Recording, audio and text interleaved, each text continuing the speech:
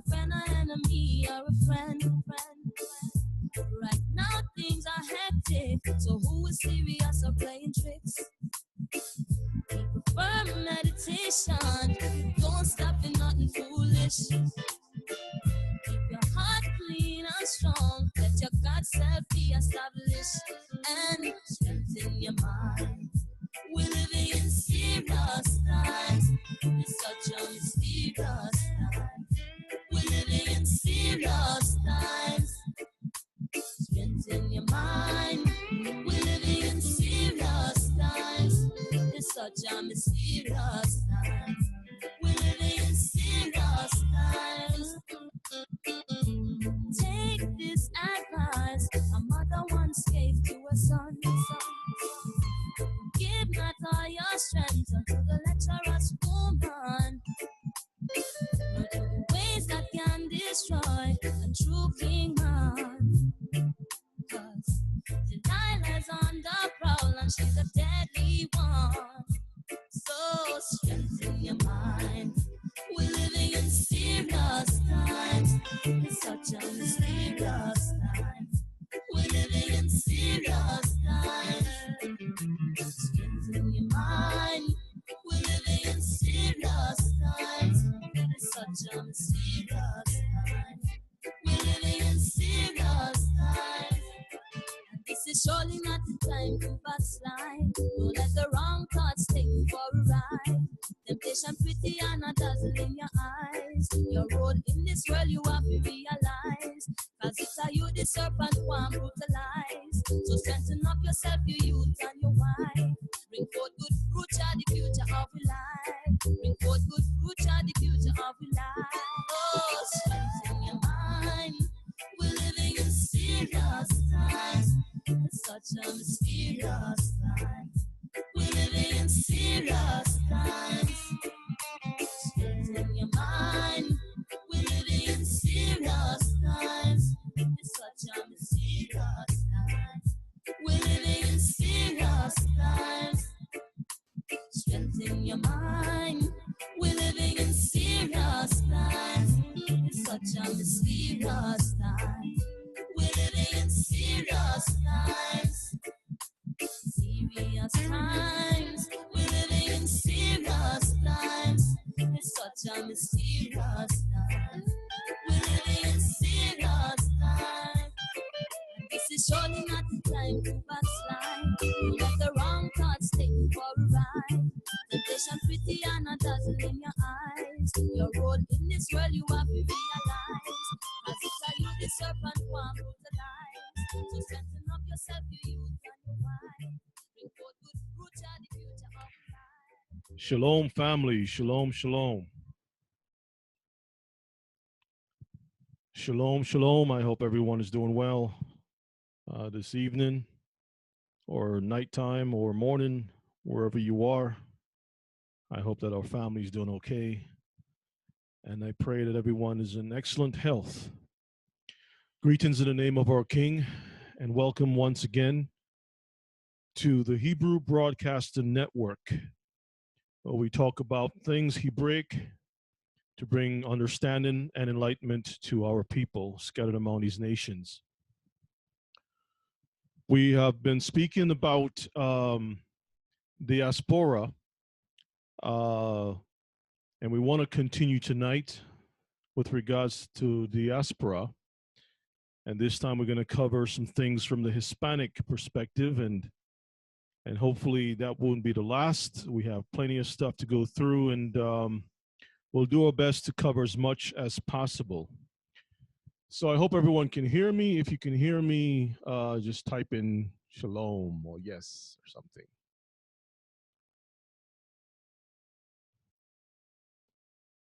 So make sure I'm coming through okay. Okay, thank you so much, Sister Mary. Thank you. Yes, thank you. Okay, so before we start, we've got a lot of stuff to cover. So before we start, let's have a word of prayer and ask the Most High for guidance. I will utter the tefillah, part of it in the language of our forefathers and also the language of this unfortunate captivity. Urukata Yahuwah Eloheinu melech haolam, asher natan lanu et derek hayeshua, b'Moshiach hayeshua. Abba, I'm grateful to you for your love and your mercy which endures forever. Thank you so much for this opportunity to come before you in prayer and to present once again a teaching for the house of Israel scattered among these nations.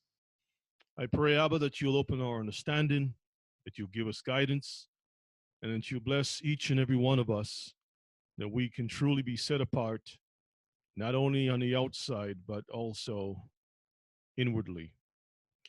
I pray for our families worldwide, that they're in good health, that you take good care of them as you always have. And I pray that you protect us with your angels. Abba, I pray that you make the time short and to renew the covenant once again, to regather us and to bring us back to you. In Yeshua's name we pray. Amen. Amen.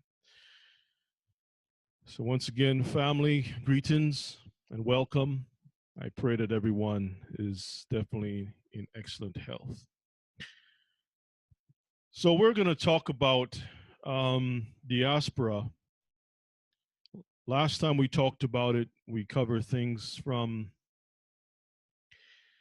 pretty much from Africa standpoint, and we cover some things about what the heathen, what the Gentiles, those in power have been saying, because we're always having these contentions, people disagreeing, people saying, you guys just wish to be Israelites and the real Israelites are in Israel already, and all kinds of different things. And so I presented some information to show that we're not saying this thing about ourselves per se. It's you have other nations that are saying that we are the Israelites, not just historically, but also according to the scriptures. We're also going to deal with another issue, and that issue is a question that always seems to come up or always have a problem. Whenever we talk about the Hispanic diaspora, for some strange reason, there's a lot of arguments, especially from people that look like you and I. They always say, well, and I'll just give you a couple of arguments because I'm sure y'all can fill in the blanks. But one of the arguments that has been made is that Sephardic Jews, for example, those Jews who are in Latin countries, are not our people because they have trafficked enslaved black Hebrews. So that is one of the arguments, and I'm sure you probably have heard that too. No, these people can't be associated with Israel because Israel looks more like the Hamites and such like, or have dark skin and curly hair and things like that. One of the other arguments that has been made is that Sephardic Jews were never slaves, nor served another nation. That's also a second argument. And again, there are many who can write in or say or comment and criticize based on limited information. Again, we call upon the scriptures to give us guidance, and in Deuteronomy, it speaks of Israel being into corners of the earth, four corners. Book of Matthew, chapter 24, speaks of the elect that is under the four winds of heaven. And it continues throughout the Bible, speaking about Israelites being scattered. Unfortunately, many people fail to understand that Israel's scattering didn't start in 1492 or the 1600s. It didn't even start with 70 AD. It started long before that. As a matter of fact, it started right during the time of Joshua, bringing Hebrews into the land of promise. When you take some careful time to examine the scriptures, you're going to find that there were other nations, the Canaanites, that took Israelites into captivity from a very early stage. One of the things that people fail to understand is that, as with the first argument, Sephardic Jews are not our people. They trafficked and enslaved black Hebrews. They fail to understand that there's also the issue of brothers selling brothers in the scriptures, in the Torah. We also, again, for the second argument, Sephardic Jews were never slaves nor served under the nations. Well, there's so much proof to show that those who live in those Latin countries, Spain, Portugal, and such like, lived in places called ghettos. As a matter of fact, the term ghetto was first coined in those regions, okay? And when you look into history, you'll see that they couldn't operate without permission. There were certain times that they had a little bit of strength during the time of when the Moors, Islam, was in full control over most of Europe. We find that those Hebrews who lived in that part of the world had some power, some limited power, okay? No different from Hebrews who found favor during the time of Pharaoh and Joseph. So we must always have understanding and balance in everything that we do. I find that it's so difficult to really teach in these times because you have to almost prepare meals for those that are toothless, those that are blind, those that can't taste. You have to prepare meals accordingly so you can win the satisfaction of everyone. And sometimes you win, sometimes you lose. You can't please everyone. And sometimes people make comments, and it makes no sense to even respond to the comments because all you're doing is just chasing a shadow, chasing the wind. And it's just best to teach and just keep it moving. So all I'm going to do is do my best to present just some information because there's so much, I always say, there's so much information. I could take a whole week just staying here and just talking and reading books and just putting up charts and slides and all kinds of stuff. And even at the end of the day, some Hebrews will say, okay, I see it, but I don't accept it. Well, for those who have an ear to hear and eyes to see and patience to learn and so forth, you're going to get it, and the Most High will open up your understanding and bless you. I realize that Moses was an example of many other situations that would occur amongst teachers with the stiff-neckedness of Israelites and the murmuring and the complaints and everything else that makes them uneasy. I know that Moses was a perfect example of that. And this is going to happen even during the time of our Messiah, even during his time. This is why in the book of Psalms, chapter 2, it says, with a rod of iron he shall rule, with a rod of iron. There's a reason for that. It doesn't say with a feather duster or something. Rod of iron. So let's go right into our studies. So with that roadblock, having the arguments where a lot of people says, no, that's not the case. This is this, and this is what I believe, and that's it. Forget about what you're talking about. You're crazy. You're bringing up all kinds of things that is not right. I used to like to listen to you, but now you're talking about this stuff. I don't want to hear you anymore. Well, with those that have that roadblock or puts up that roadblock, the question is, where do we actually begin? Where do we start our search? What do we do? I mean, if Israelites were taken into captivity amongst the nations from the time of Joshua, from that point going up throughout history, I'm sure, Mishpachah, that when they lived around those people and intermarried with them, and time went on and they served other gods and then raised children, eventually Israelites are going to take up both the phenotypes, the religions, the practices, the mindsets, and all those different things of those nations. It doesn't mean to say that our Elohim has forgotten Israel, that he doesn't know where to find Israel. The problem is that we are using our eyes and not the Spirit of the Most High. That's the problem. We're letting our eyes deceive us. We're letting our own controlled views and differences obstruct the real view that our Elohim wants us to see. And that's very difficult to really try to bring things out to people who refuse to open up just a little bit, just a little bit.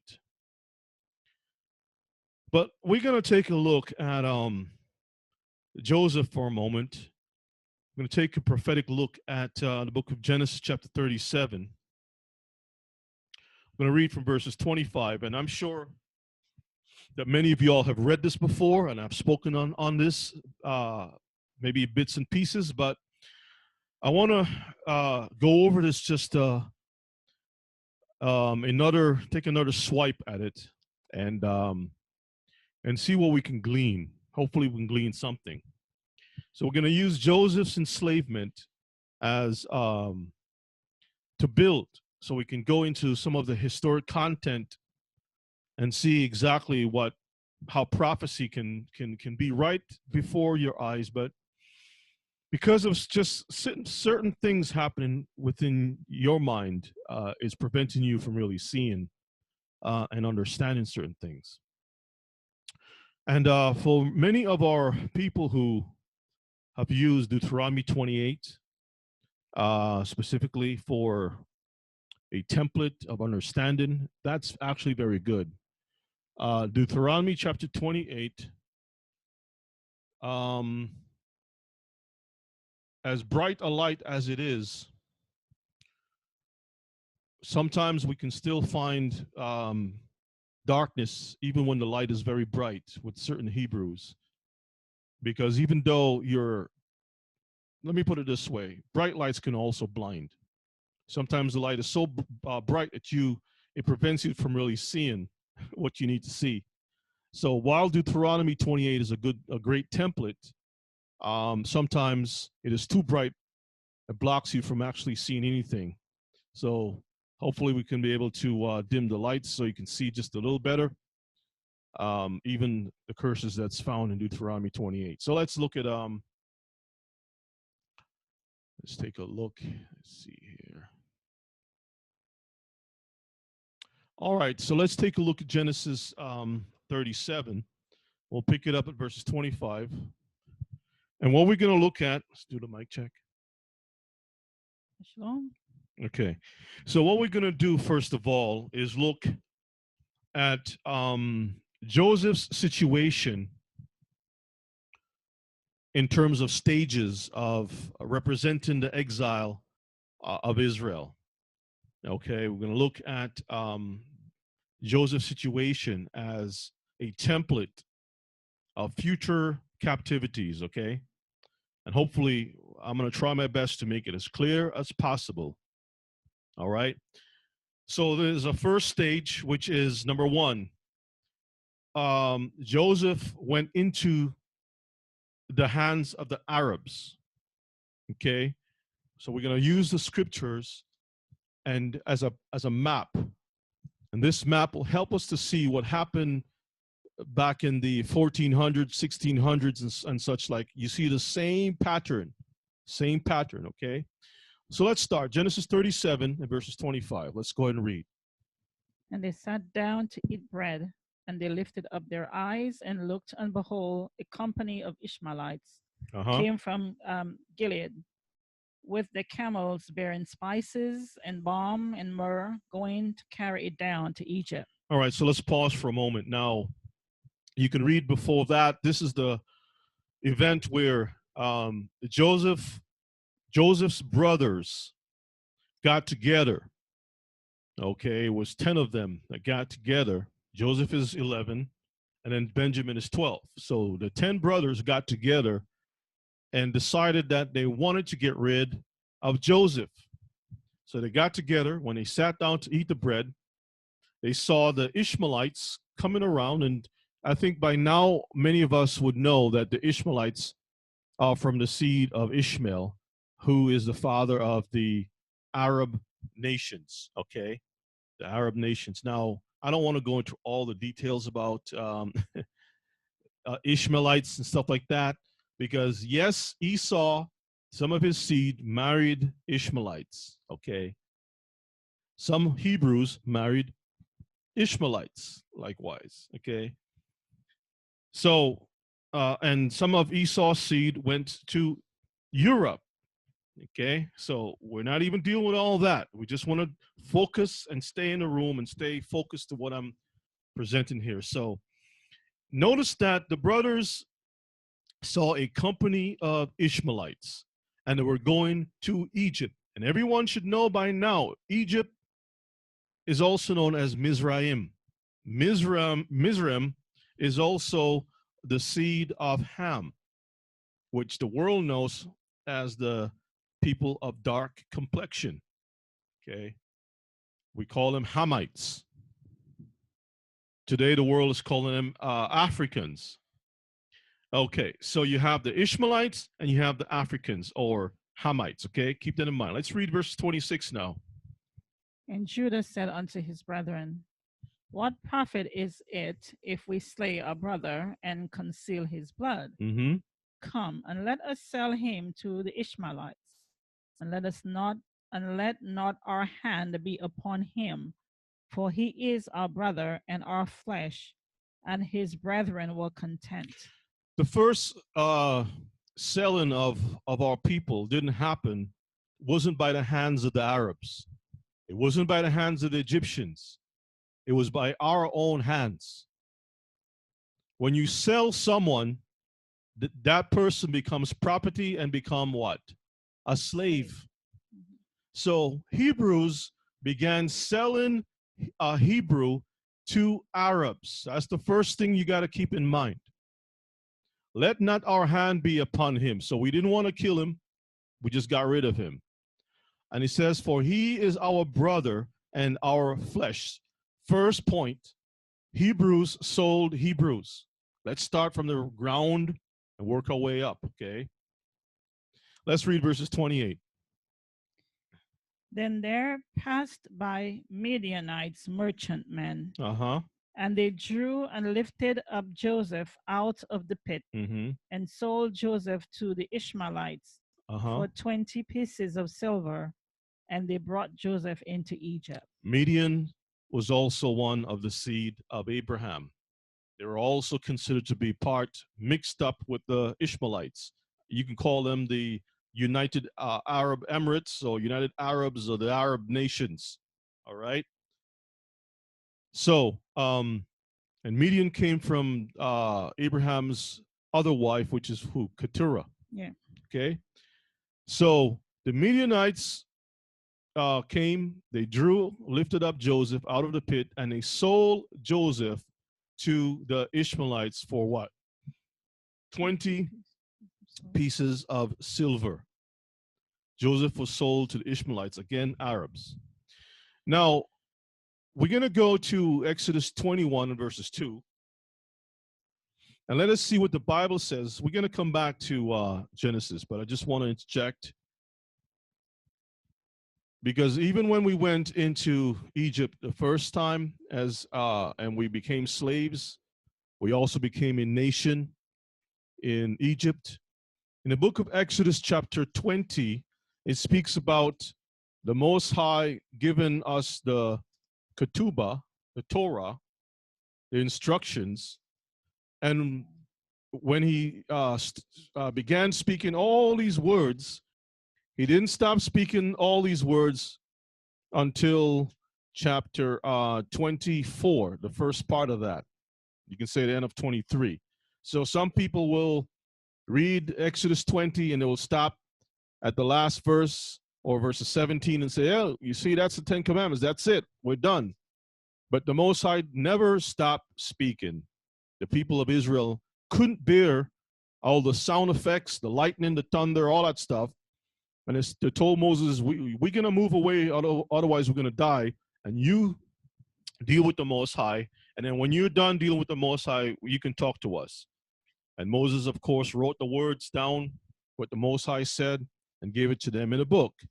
But when we go to Exodus 21, where the Most High is still speaking, this is what he said, even to a nation of people who just recently came out of slavery. Let's read verses 2. Exodus 21 and verses 2. Let's start at verses 1. Now these are the judgments which thou shalt set before them. If thou buy an Hebrew servant. If you do what? If you buy a Hebrew servant. If you decide to buy a Hebrew servant. I don't think Hebrews are walking around saying, please buy me. It's a condition that has caused them to be put in a situation to be bought and sold. Go ahead and read. 6 years he shall serve. And in the 7th he shall go out free for nothing. Okay, so some of you all would say, well, that was only just servitude for a short time. That's not like a true slave. Well, let's go to Jeremiah 34. As a matter of fact, let me pull it up on the screen so everyone can see it. Let me shrink this down just a little bit. Let me get Jeremiah chapter 34. And we're going to read verses 8. Verses 8 to verses 20. And I want everyone to pay close attention to why the southern kingdom went into captivity, because they broke the simple instructions that our king gave to us. So let's start at verses 8. Go ahead and read. 34 and verses 8. This is the word that came unto Jeremiah from Yahuwah. After that the king Zedekiah had made a covenant with all the people which were at Jerusalem to proclaim liberty unto them, that every man should let his manservant and every man his maidservant, being an Hebrew or an Hebrewess, go free. Go free. Read. That none should serve himself of them, to wit of a Jew his brother. Now when all the princes and all the people which had entered into the covenant heard that everyone should let his manservant and everyone his maidservant go free, that none should serve themselves of them anymore, then they obeyed and let them go. So when the message went out to remember the covenant, to set your people free, that they're only supposed to serve for a certain time, they said, okay, yeah, you're right, and then set them free. But look what happened, verses 11. But afterward they turned and caused the servants and the handmaids whom they had let go free to return, and brought them into subjection for servants and for handmaids. What do you call that? Slavery. That's slavery. That's Hebrews selling Hebrews into slavery. Okay, read on.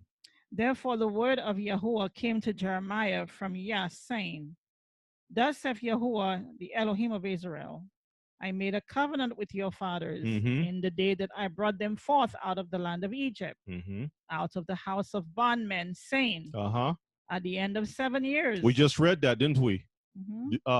Exodus 21, read. Yes.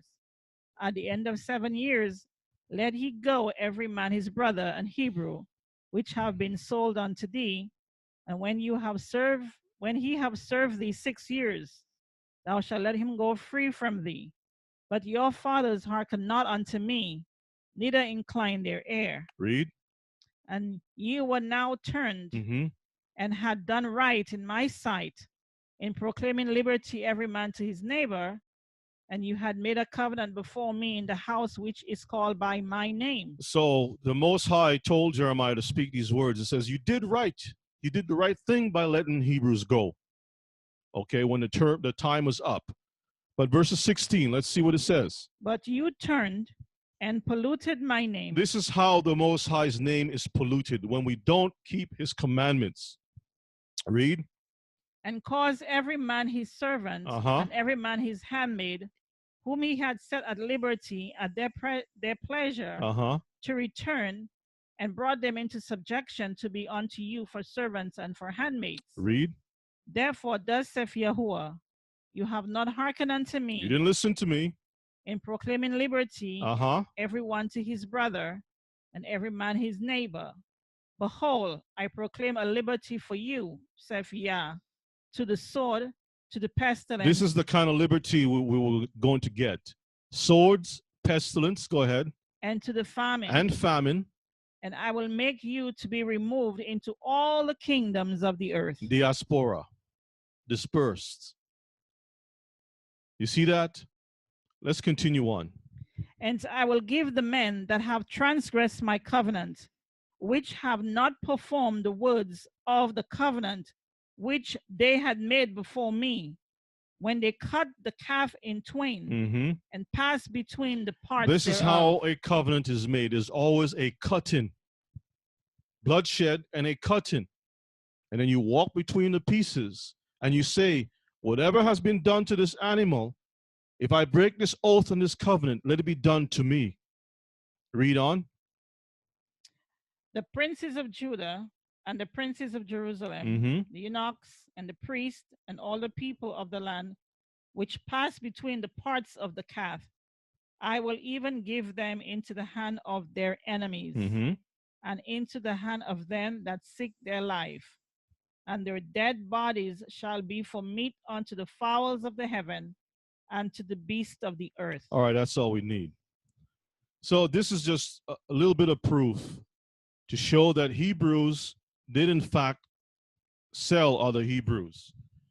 All right, let's continue with Joseph. Let's continue to our next slide. Now we're going to look at a prophetic, this exchange as something prophetic that's unfolding. Let's read verses 29, Genesis 37 and verses 29. Genesis 37 verses 29 to 33. 29.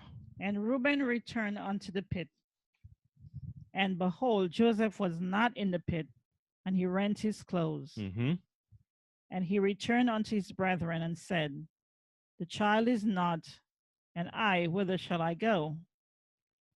And they took Joseph's coat and killed a kid of the goats and dipped the coat in the blood.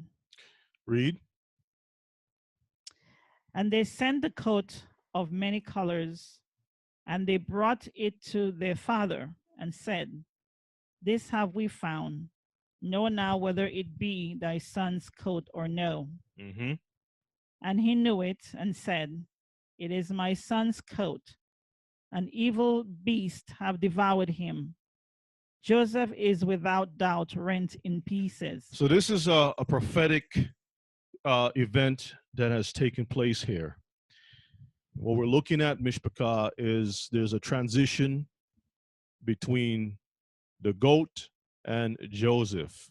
They killed a kid of the goats, not the sheep, but they killed a kid of the goats and dipped the coat in the blood. So you got the blood, you have a goat, and such like. Then you also have a coat of many colors. I've always said that the coat of many colors represents Joseph being mixed among the nations and such like.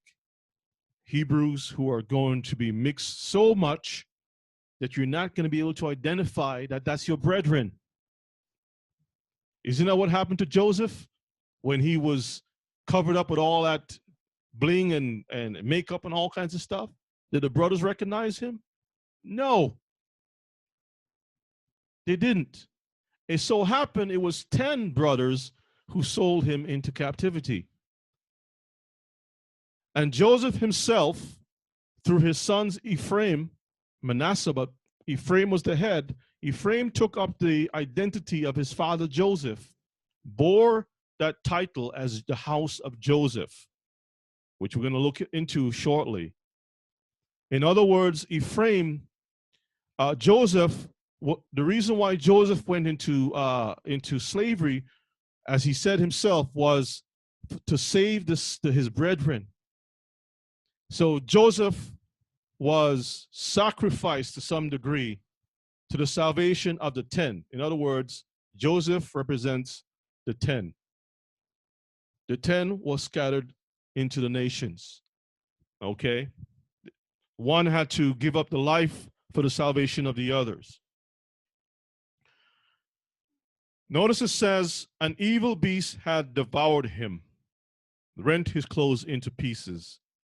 The evil beast also prophetically is speaking about what has happened to our people by the nations. All right? And when a beast devours someone, you can't find a trace of them. That's why they couldn't find a trace to bring home, maybe a leg of Joseph. Accordingly, because we know it was a setup, but they didn't have anything to bring home. All it can bring is his clothing and the stain of blood that's on it. So where's Joseph? Where's the proof? All you have is a coat of many colors. That's the only evidence, and stained blood. Now let's pause for a moment. Joseph's wife was Egyptian. That's correct. Yeah, so there was not, you know what I'm saying to you? They already started to mingle with the other nations already from there. Let's turn to the book of Hosea. And we're going to read some prophetical connections here. Hosea chapter 7. And we're going to read verses 8 to 9. Hosea chapter 7, verses 8 to verses 9. And then we'll skip on over to the next chapter. Go ahead and read. Ephraim, he have mixed himself among the people. Ephraim is a cake not turned. He mixed himself amongst the people. When you mix yourself among the people at a very long time, and you are a servant among the people, the Most High prophesied that we are going to be servants among the nations. But yet we have the school of thought by very intellectual Hebrews that says, well, we had our own communities. We were among those nations, but we never integrated or intermingled with other people. We stayed to ourselves. Because the Bible says so. The Bible actually said that. So in other words, when we got to all these nations, there was never a time that we assimilated into these nations. We always remain our dark complexion, and our features were always kept without any type of change. That's what the intelligent Hebrews say. But when you go among nations and you're mixed, it takes on a whole different thing. Even the reality of today's time, when Hebrews marry Gentiles, the children, the first generations, is so changed that if that child goes to back to the nativity of one of the Gentile parent and married someone over there, that child will actually look like the heathen, even if that child is Hebrew. Okay, we have talked about this many times, but you know, I know it's a little hard to swallow because we're dealing with our own prejudices and we're dealing with our own situations, you know, blocks, mind blocks, or whatever. Let's read verses 9. Verses 9. Strangers have devoured his strength, and he knoweth it not. Yea, gray hairs are here and there upon him, yet he knoweth not. See, he doesn't even know what's happening to himself. Let's go to his strength is what? Say it again. His seed. His seed. He's mingled. He's mingled. Well, let's go to chapter 8. And let's read verses 8. Chapter 8 and verses 8. Israel is swallowed up. Now shall they be among the Gentiles as a vessel wherein is no pleasure. A vessel that is not a vessel of honor. Disgraceful vessel.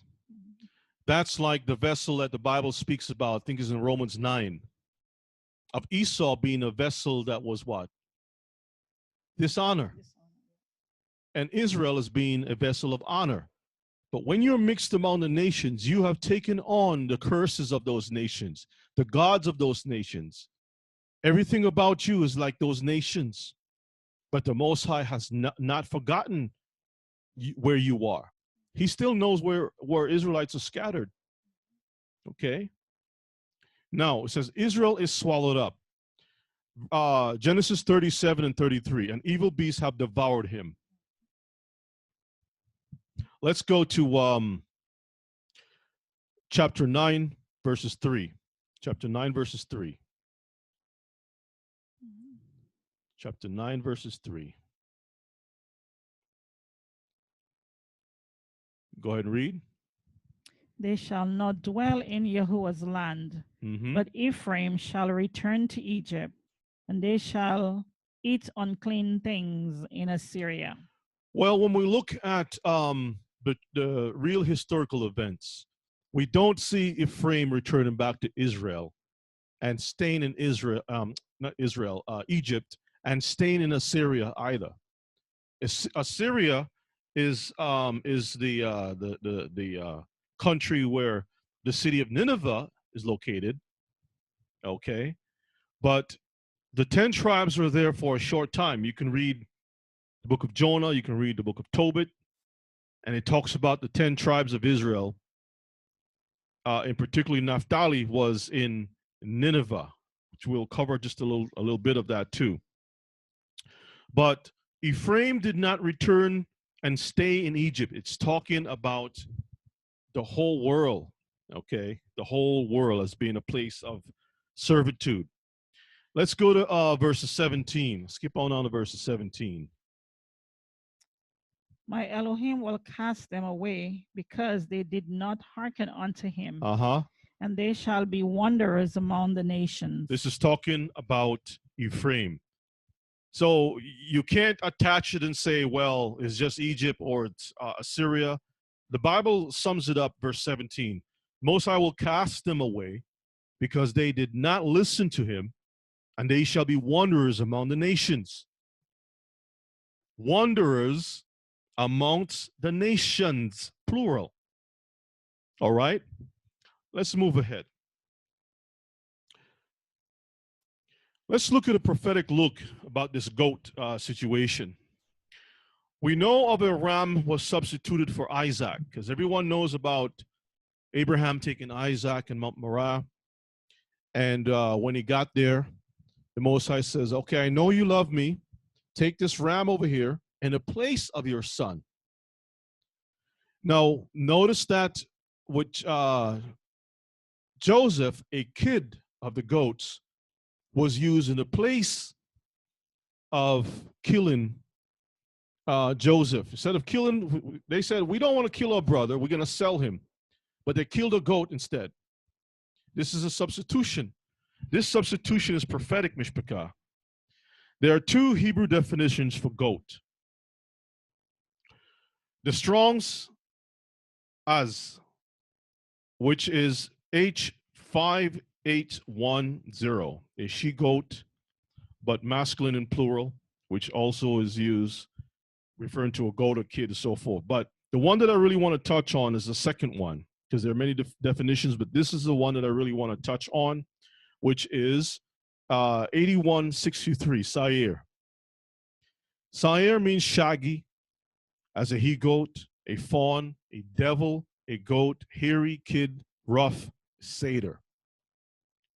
So it's as if when you look at the substitution, because we know that sheep have woolly hair, goats don't have woolly hair, okay? So if they substituted this goat in the place of Joseph, it's as if they're, prophetically speaking, certain things about Joseph is going to change. What you think Joseph is going to look like is not what you think. How he's going to be is going to be different. You're not going to recognize him. And the sheep and the goat is not going to really dwell together that much. They're going to have a button of ideas and heads and such like. But he's still dealing with a Hebrew. It's only a temporary exchange, okay? Let's move on. Let me continue on. So this Joseph is going to appear as a Gentile, and the Bible have used, for example, with Esau. Let's look at this. Strong's 8163, Sair, devil, goat, hairy, kid, rough, satyr. A goat or satyr has always been associated with Esau or Edom. The people who grew to rule Europe, you can read the book of Jasher, which speaks about Zepho that went to Cyprus area, southern Italy. Gradually, he became the king of Italy. He ruled it for many years, and the story continued and so forth. There's some legends. We show the legends that when you read some of these historical legends and stuff, it speaks about certain things happening. And then when you match it up with the book of Jasher, you can see how the legends are true. All right. Now, Genesis chapter 27. Yes.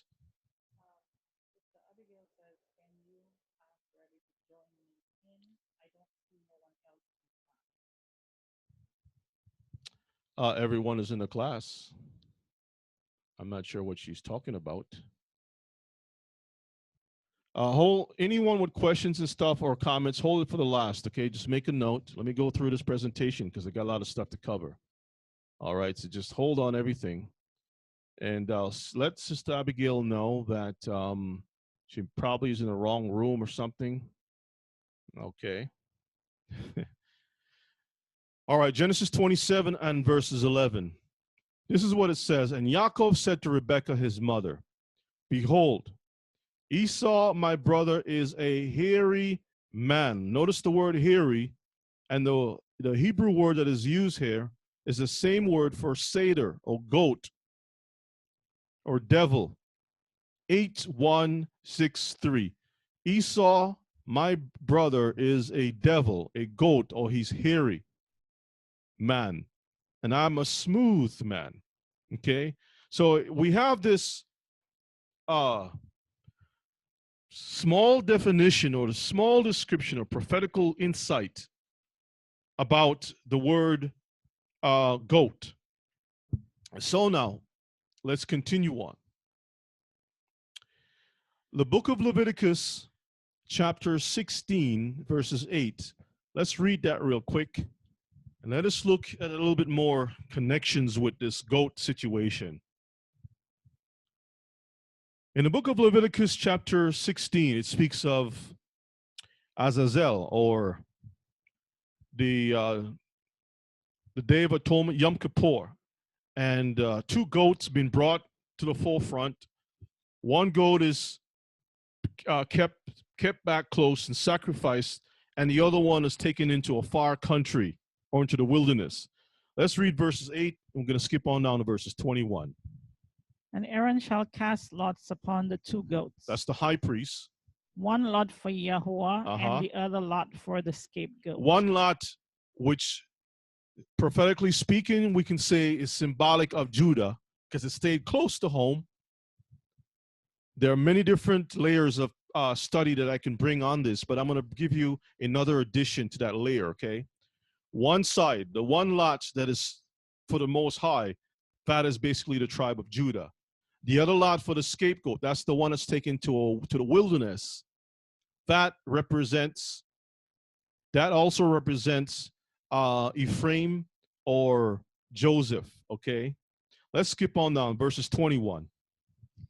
And Aaron shall bring the two goats upon which Yahuwah's lot fell, and offer him for a sin offering. Is that 21?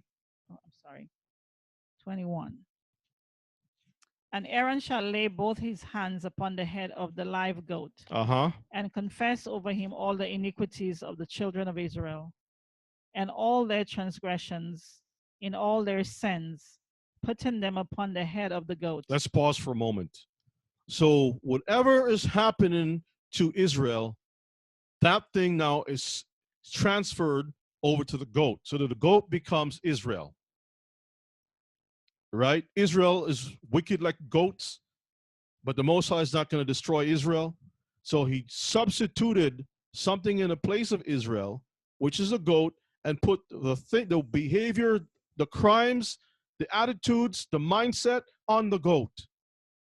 Let's continue on. On the head of the goat, read, and shall send him away by the hand of a fit man into the wilderness. A fit man into the wilderness. strong man, drive him away into the wilderness so he can't come back home. The nations were considered to be a strong man, mishpachah. So you got 2 goats, one sent away and the other stayed. We talked about that. Let's move ahead. Let's look at the second stage. So we had the Hebrews brothers selling their own brethren, first of all, into slavery. Then we have the Arabs now selling the this Hebrew, which represents the 10 tribes or represents Israel, the northern kingdom, into captivity to the Hamites. So this is the second stage. Let's read Genesis 37 and 34.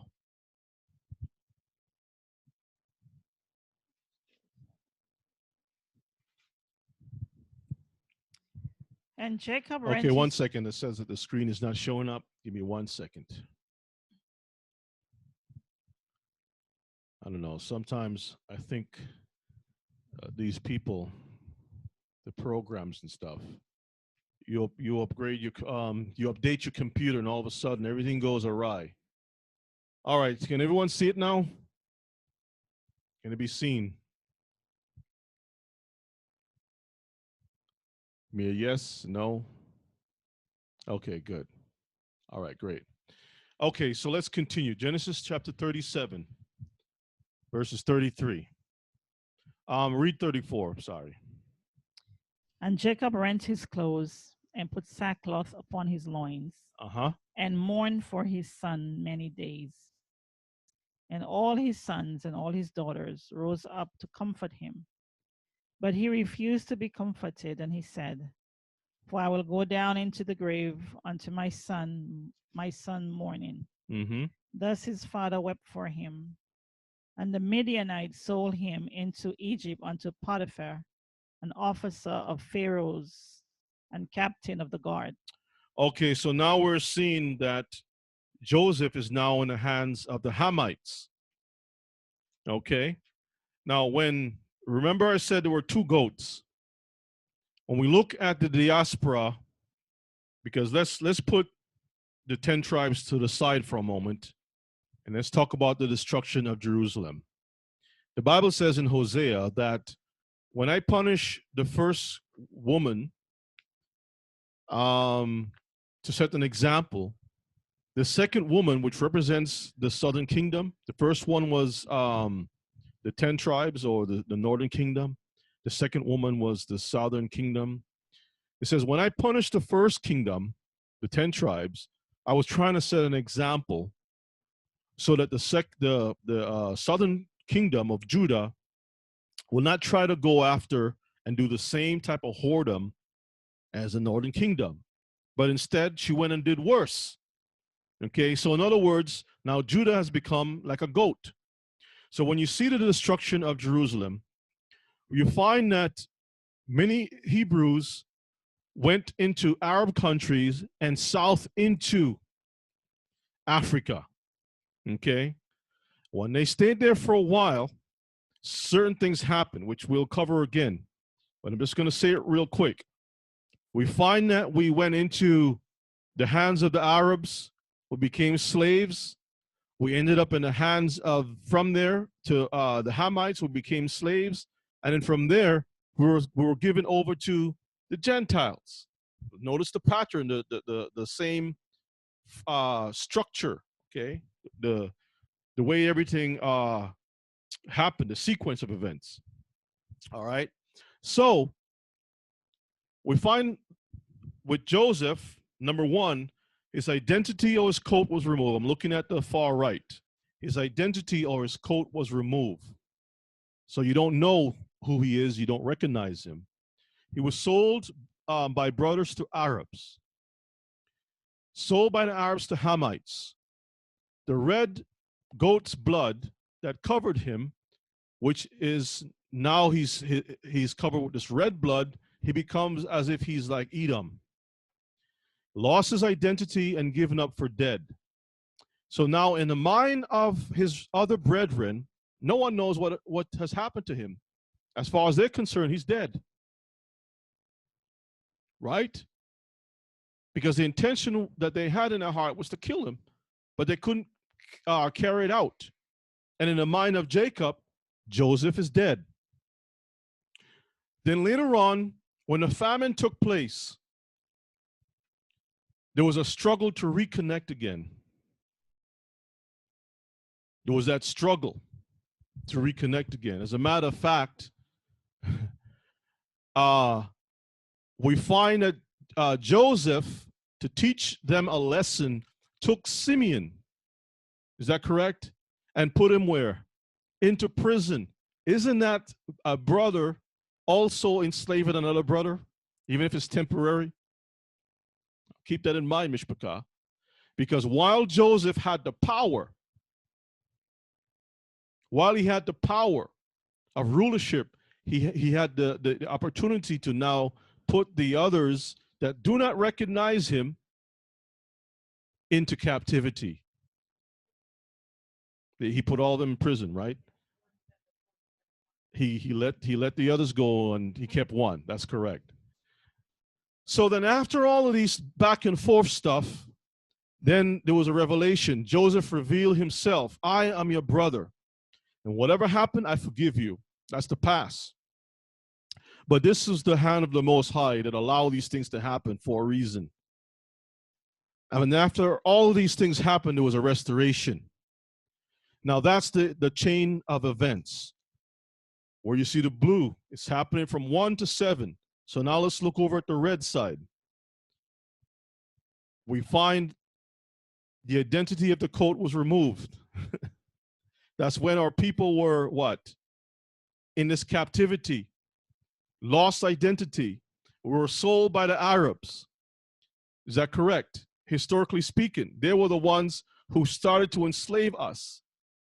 Back in 1100s, 1200s, 1300s, 1400s. You just look at when the Muslims, when Muhammad rose up in power, he was conquering in the world. Hebrews who were in their lands and northern part of Africa, we had to flee even further into Africa. And Muhammad was sweeping everybody up. Okay, so we got caught up. And after the Arabs had us, then the Hamites took us and enslaved us, sold us off. We were stripped of our identity. The names that we had, if some of y'all can check the slave ships, the manifesto, you'll see there's a lot of Hebrew names in there. A lot of Hebrew names. Okay. We lost, all of that was taken away from us. You probably have seen the movie Roots, that now people are actually backtracking and saying, well, that movie was falsified and the information was wrong, blah, blah, blah. But you get at least you get the essence, how to beat that young captive into submission, that he no longer identified with his name. He had a new name, okay? So our identity was lost, and then we were eaten up. Our strength was taken from us right here in this land of captivity in the western side of the world. All the works of our hands were being eaten up by this wild beast. The Bible says that by a people who language you don't even understand. So when you don't understand someone's language, it's as if you're speaking to an animal, a wild beast. You can't, there's no communication there. No mercy. They treated us really with hard rigor. Okay, no compassion. At least with the Arabs at one point, we served as doctors, we served as scribes, we served as treasurers, you name it. We served, doing many different things. They had plenty of use for us over there. Then all of a sudden, we find that we're in a time right now where we're struggling to reconnect. Because you have Hebrews that are coming in contact with other Hebrews, and we're looking at them and we're like, no, that's an Egyptian. That's a heathen. That's a heathen. That's not our brother. That's not, no. That could never be, he could never be a Hebrew. He speaks a different language, And everything else, just the evidence just shows what you see, but you're not looking with prophetic, you're not looking with the eyes of the Most High. You're looking from the side of the flesh. And the problem is every time we utilize our spirit or our fleshly mindset, we can never understand the scriptures. But then there's going to be a time when everything is revealed, and then we're going to start to restore. And I hope that this class will help us to see beyond these prophetic stuff and understand that these things happen for a reason. I put a couple notes. Joseph was never accepted as a brother, but it was treated as a Gentile. We looked at him before as a prodigal son. When the prodigal son came back home, his mindset was, I'm not going to come with the mindset of a brother or a son. I'm going to come back as a heathen looking for employment, looking for a job, a servant. And when the father saw him, he was like, welcome back home. He killed a calf. He put a ring upon his hand, put a robe on him. In other words, the coat that was stained and dirty, the father put a fresh coat on him, restored Joseph back to who he was, his rightful place, put him back up as a prince. And the son was upset. It's like, you can show that there was a problem between the two, vexation between the two. One son didn't like the other one. The son says, I've always been with you, father. I've always been Hebrew. This other young man has never been a Hebrew. He left. He gave up everything. He wanted the birthright. In other words, he wished you dead. He was cut off.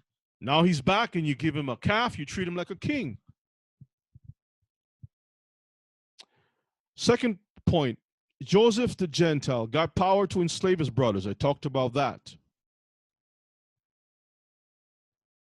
All of these things, brethren, is a way for us to look what's happening in this diaspora.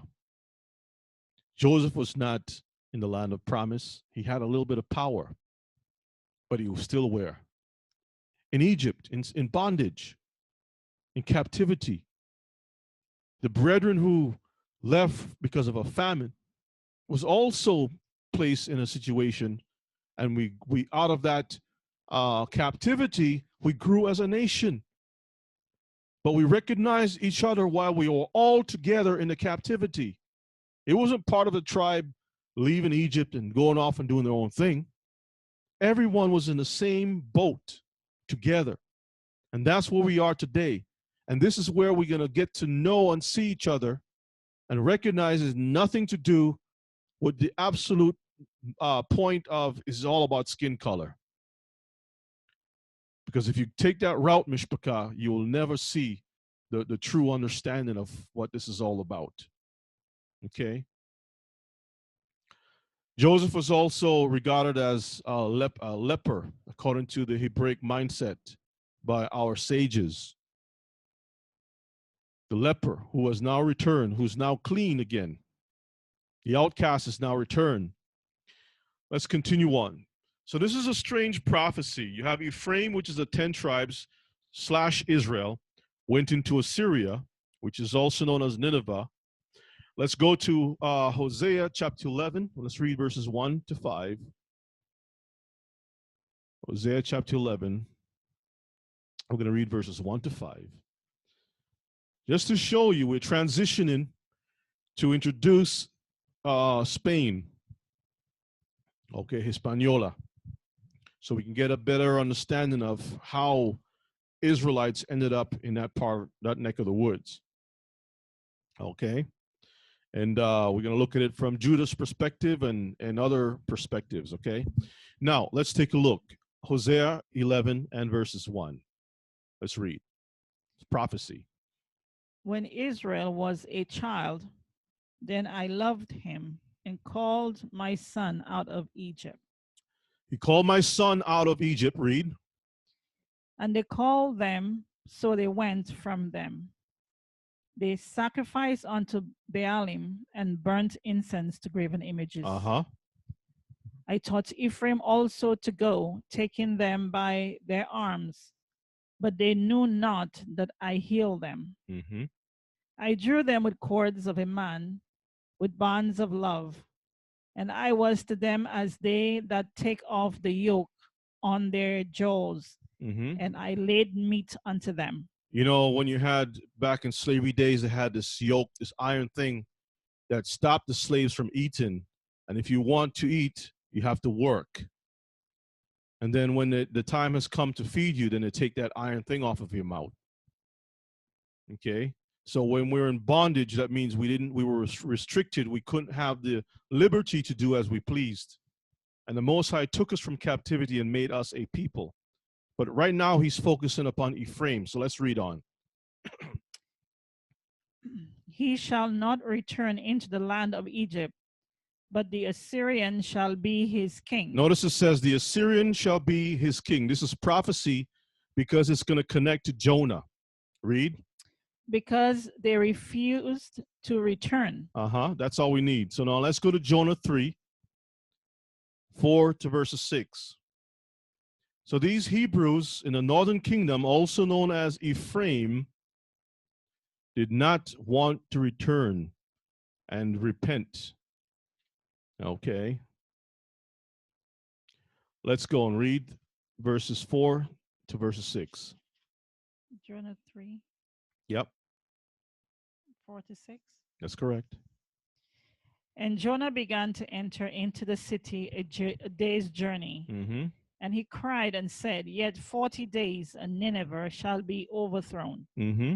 So the people of Nineveh believed Yahuwah and proclaim a fast, and put on sackcloth from the greatest of them even to the least of them. Verses 6.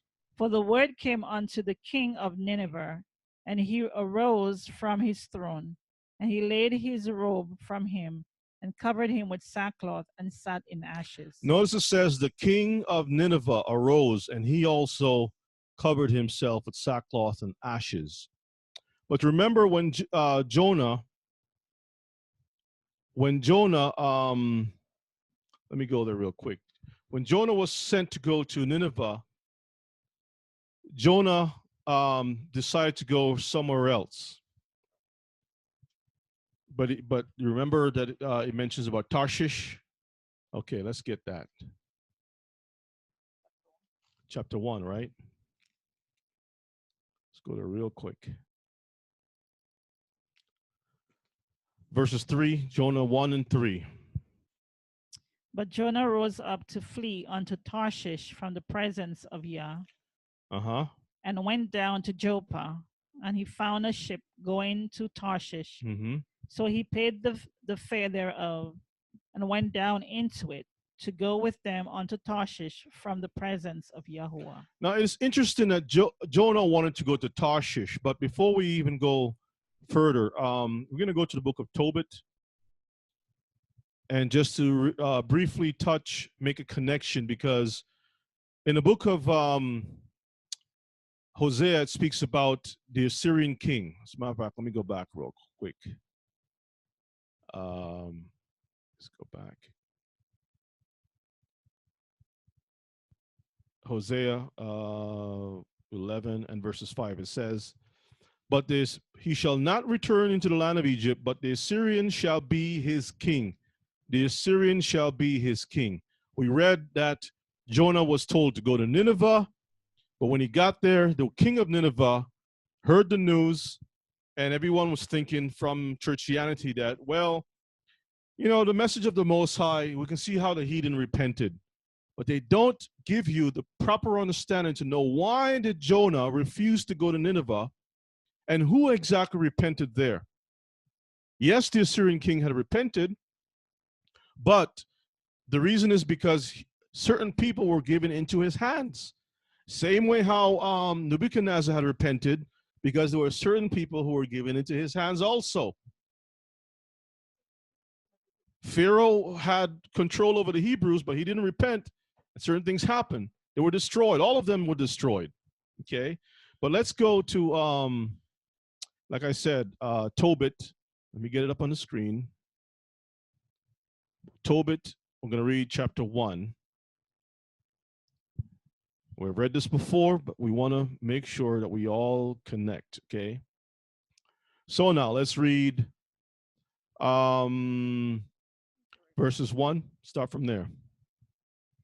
The book of the words of Tobit, son of Tobiel, the son of Arnanil, the son of Aduel, the son of Gabriel, of the seed of Asiel, of the tribe of Naphtali. So Tobit was from the tribe of Naphtali. Okay, read. Who in the time of Enesiar, king of Assyria. Is he the king of Assyria? Mm-hmm. All right, read. Was led captive out of Tisbe, which is at the right hand of the city, which is called properly Naphtali in Galilee above Asher. Above Asher. Okay. Now let's read verses 3. I, Tobit, had walked all the days of my life in the way of truth and justice. And I did many alms deeds to my brethren and my nation, who came with me to Nineveh. Who came with me to where? To Nineveh. Nineveh. Right? So when Jonah went to Nineveh, guess who was there? The tribes of Israel. The 10 tribes of Israel. Ephraim. Because the 10 tribes were under the umbrella of Ephraim. He was the head in charge of the 10 tribes. Judah was in charge of the rest. Okay, read on. Into the land of the Assyrians. Let's keep on down to verse. To Nineveh, into the land of the Syrians. Let's keep on to verses 5 real quick.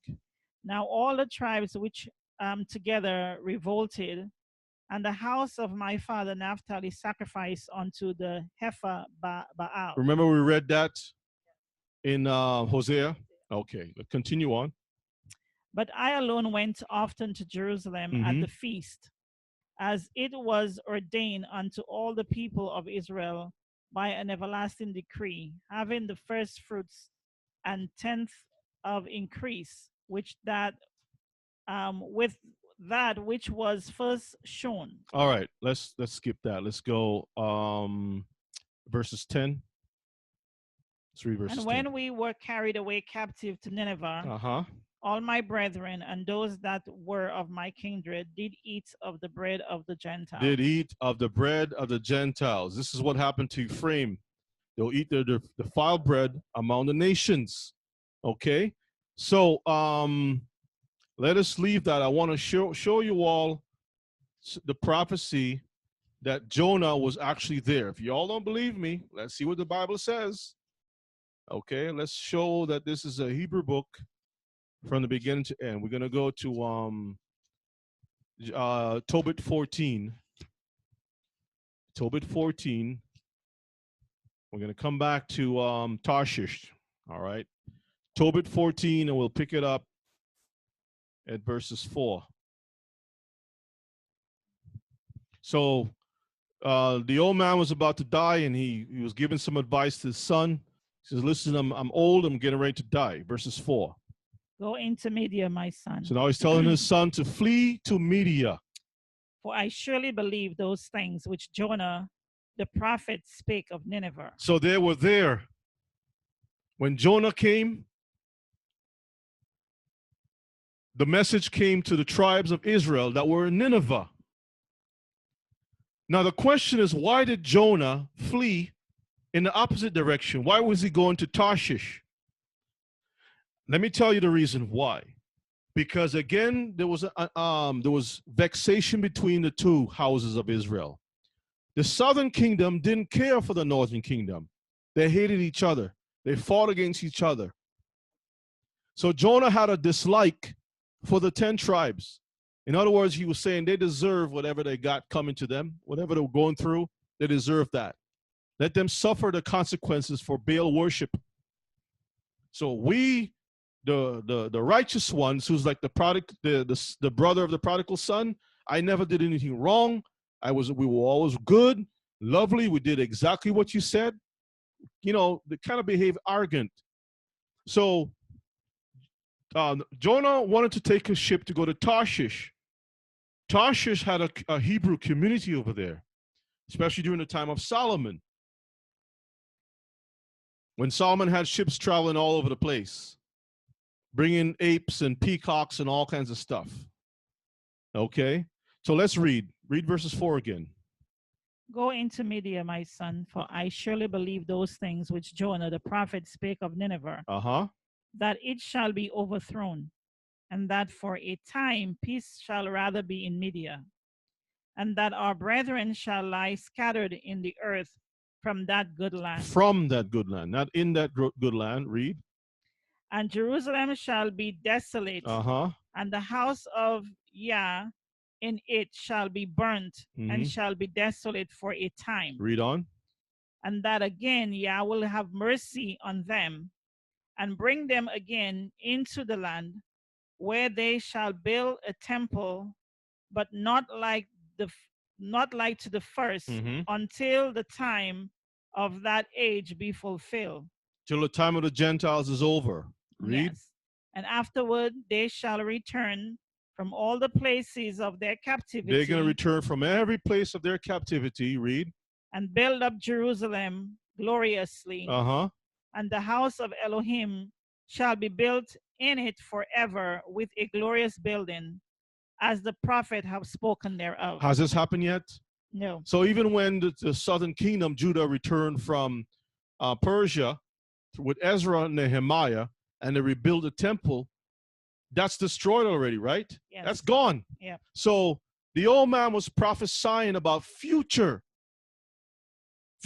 okay? Because remember what he said, that the northern kingdom was never going to return to the land until that time. Until that time. So let's read on to verses 7. No, read on to verses 8. I'm sorry. And all nations shall turn and fear Yahuwah Elohim truly, and shall bury their idols. So shall all nations praise Yah, and his people shall confess Yahuwah, and Yahuwah shall exalt his people, and all those which love Yah Elohim in truth and justice shall rejoice, showing mercy to our brethren. Read.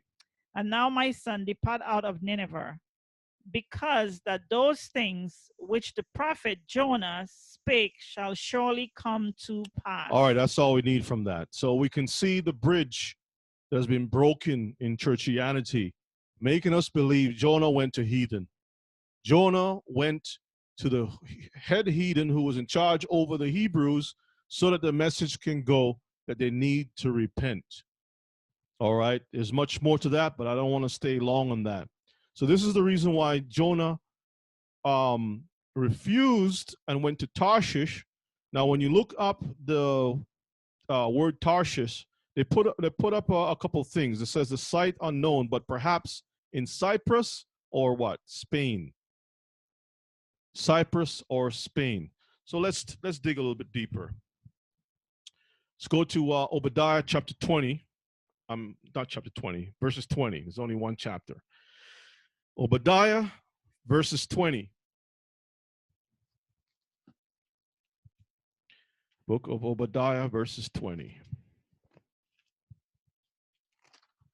When you get it, just go ahead and read. And the captivity of the host of the children of Israel shall possess that of the Canaanites, even unto Zarephath. And the captivity of Jerusalem, which is in Sepharad, shall possess the city of the south. Notice it says, and the captivity of Jerusalem, that's Judah, which is located in Zarephath.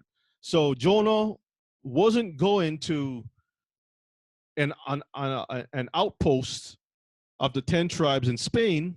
He went to an outpost of Jews, the southern kingdom that was in Spain.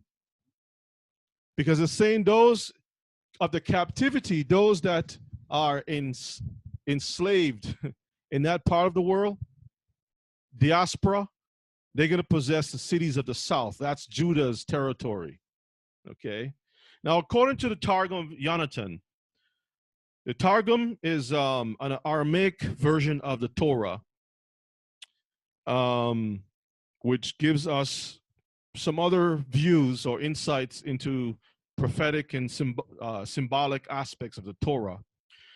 The Targum of Yonatan identifies with Spain, okay? So they look at Seraphad, and it says Seraphad is definitely Spain. Hence, Spanish Jews are called Sephardim. Okay, let's skip on down here. It says that some have even identified it with Sardis. Now generally accepted view, the now generally accepted view is that which connects it with Sarparda of the Assyrian inscriptions, though whether this be, let me read it again, though whether this is to be located to the east of Assyria or in northern Asia Minor is not clear. So the scholars are not clear if it's over here or it's over there, because there have been so many conquering and ruins and stuff, things can get blurred to some degree. But the weight is heavy on the side of Spain. Okay. All right, let's move ahead. Let's go into it. Well, let's go to the book of Romans 15 and 24. Let's read. There's a reason why when we read the book of Romans 15 and 24, that we find the Apostle Paul, also known as Shaul or also known as Paul, had traveled into Spain. And again, we have this missing bridge making us believe that Paul went to speak to heathen men just out of the blue. That's like me going to Russia and just meeting people and talking to them. They're going to throw me out unless there's a community of people that connects to me. I can go talk to them and they're going to recognize me and we can converse and whatnot. Okay? But you don't just go to a place and then just start talking to people. Okay? The fact that it mentions the way it speaks here lets us know there's a little bit more that we have to investigate. So let's read verses 24 and then verses 28.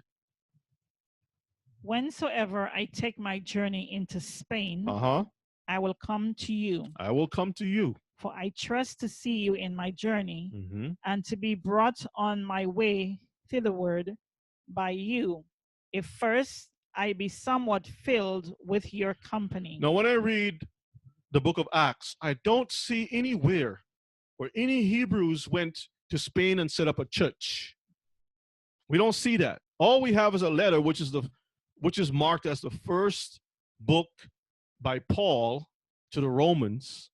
Okay, first letter by Shaul addressing a set of people that's in Spain. But we have no information connecting. Why is he going there? I mean, because he's like one of the last apostles, right? So where's the evidence that we have the other apostles ever going to Spain to do anything? If there was I can understand if there was a church already in Spain because the apostles went there, set something up, then I can understand Paul coming behind and saying, let me write a letter to these brothers at this church found in Andalusia, somewhere in Spain. Okay? But that's not the case. The man is writing a letter because you had a dispersion of Hebrews throughout that whole region. The Mediterranean, parts of southern Europe, in Africa, in Babylon, and things like that, Mishpachah. They knew where the Hebrews were dispersed, okay? And remember when the book of Acts chapter 2 says you had Hebrews from all these different regions come into the feast because Jerusalem was still standing. But once it was destroyed, that was it, okay? Now let's read verses 28. When therefore I have performed this and have sealed to them this fruit, I will come by you into Spain.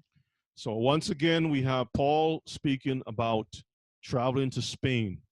Traveling to Spain. Now let's look at a little bit of history. There's an interesting thing here. There's a place in Spain called Cadiz. I hope I'm pronouncing it Cadiz or Cadiz, Spanish. It's a port in the southwestern part of Spain. It is the capital of the province of Cadiz, one of 8 which make up the autonomous community of Andalusia. Very little remains of the Phoenician language, but numismatic inscriptions record that they knew the site as a gadir or agadir, meaning the wall, compound. Let me skip on down here. Stronghold and so forth. Borrowed by the Berber languages, this became agadir, wall, fortified and such like, which is a common word or used common in North African place names. Common in North African place names.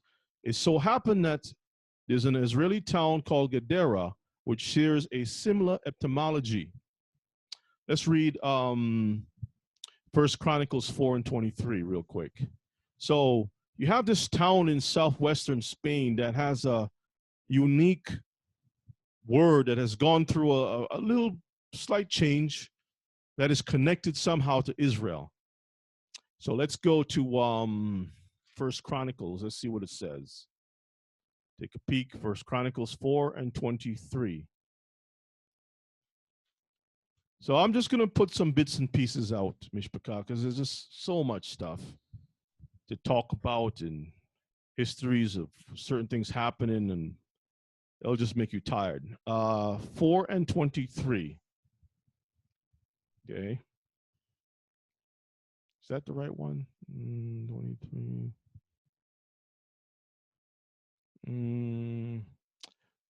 That's 1 Chronicles 4 and 23. Let's see. 22. Let's see if that's it. It's probably made a mistake on that. No, it's verses 18. I think it's 18. Let's see. Saraf is here in 22. And okay, let's read 18 real quick. It's probably the one. And his wife Jehodiah bare Jared, the father of Gedor, and Heber, the father of Soko, and Jecthuel, the father of Zanoah. Okay, let's leave that. I think it probably, let's see if we can find the other one. Joshua 15 and 36. Sometimes when you're cutting and pasting, you miss the wrong text, looking at the wrong thing. But let me see if we can find this one, 15 and 36. Let's see if that's the one I want to. 15 and 36. Yeah, 15 and 36. Let's get that. So you got these names and stuff. 15 and 36. Okay. Scroll on down. There we go. Go ahead and read. And Sharaim, and Aditham, and Gedara. That's the one. And Gedorathaim, 14 cities with their villages. All right. So basically, we can see that that word is also found connected to a particular area in Spain. Okay, so let's move on. Now, in the this author puts out a little bit more information about Spain having Hebrews during the time of Shaul. This is W.P. Bowers, Jewish Communities in Spain in the Time of Paul the Apostle, Journal of Theological Studies, 26-2. This is October 1975, page 396 says, it is not uncommon to meet with the supposition that Paul's plans to visit Spain somehow must have been bound up with the presence of Jewish communities in the peninsula. Recently, for example, E. Kaisman has commented in connection with those plans, and it has some German here, but anyway, it says, but were there Jews in Spain in Paul's day? I should like to approach this question by a comprehensive review of the evidence, both material and literally, for Jewish communities in Roman Spain. So that's all I'm going to read from that.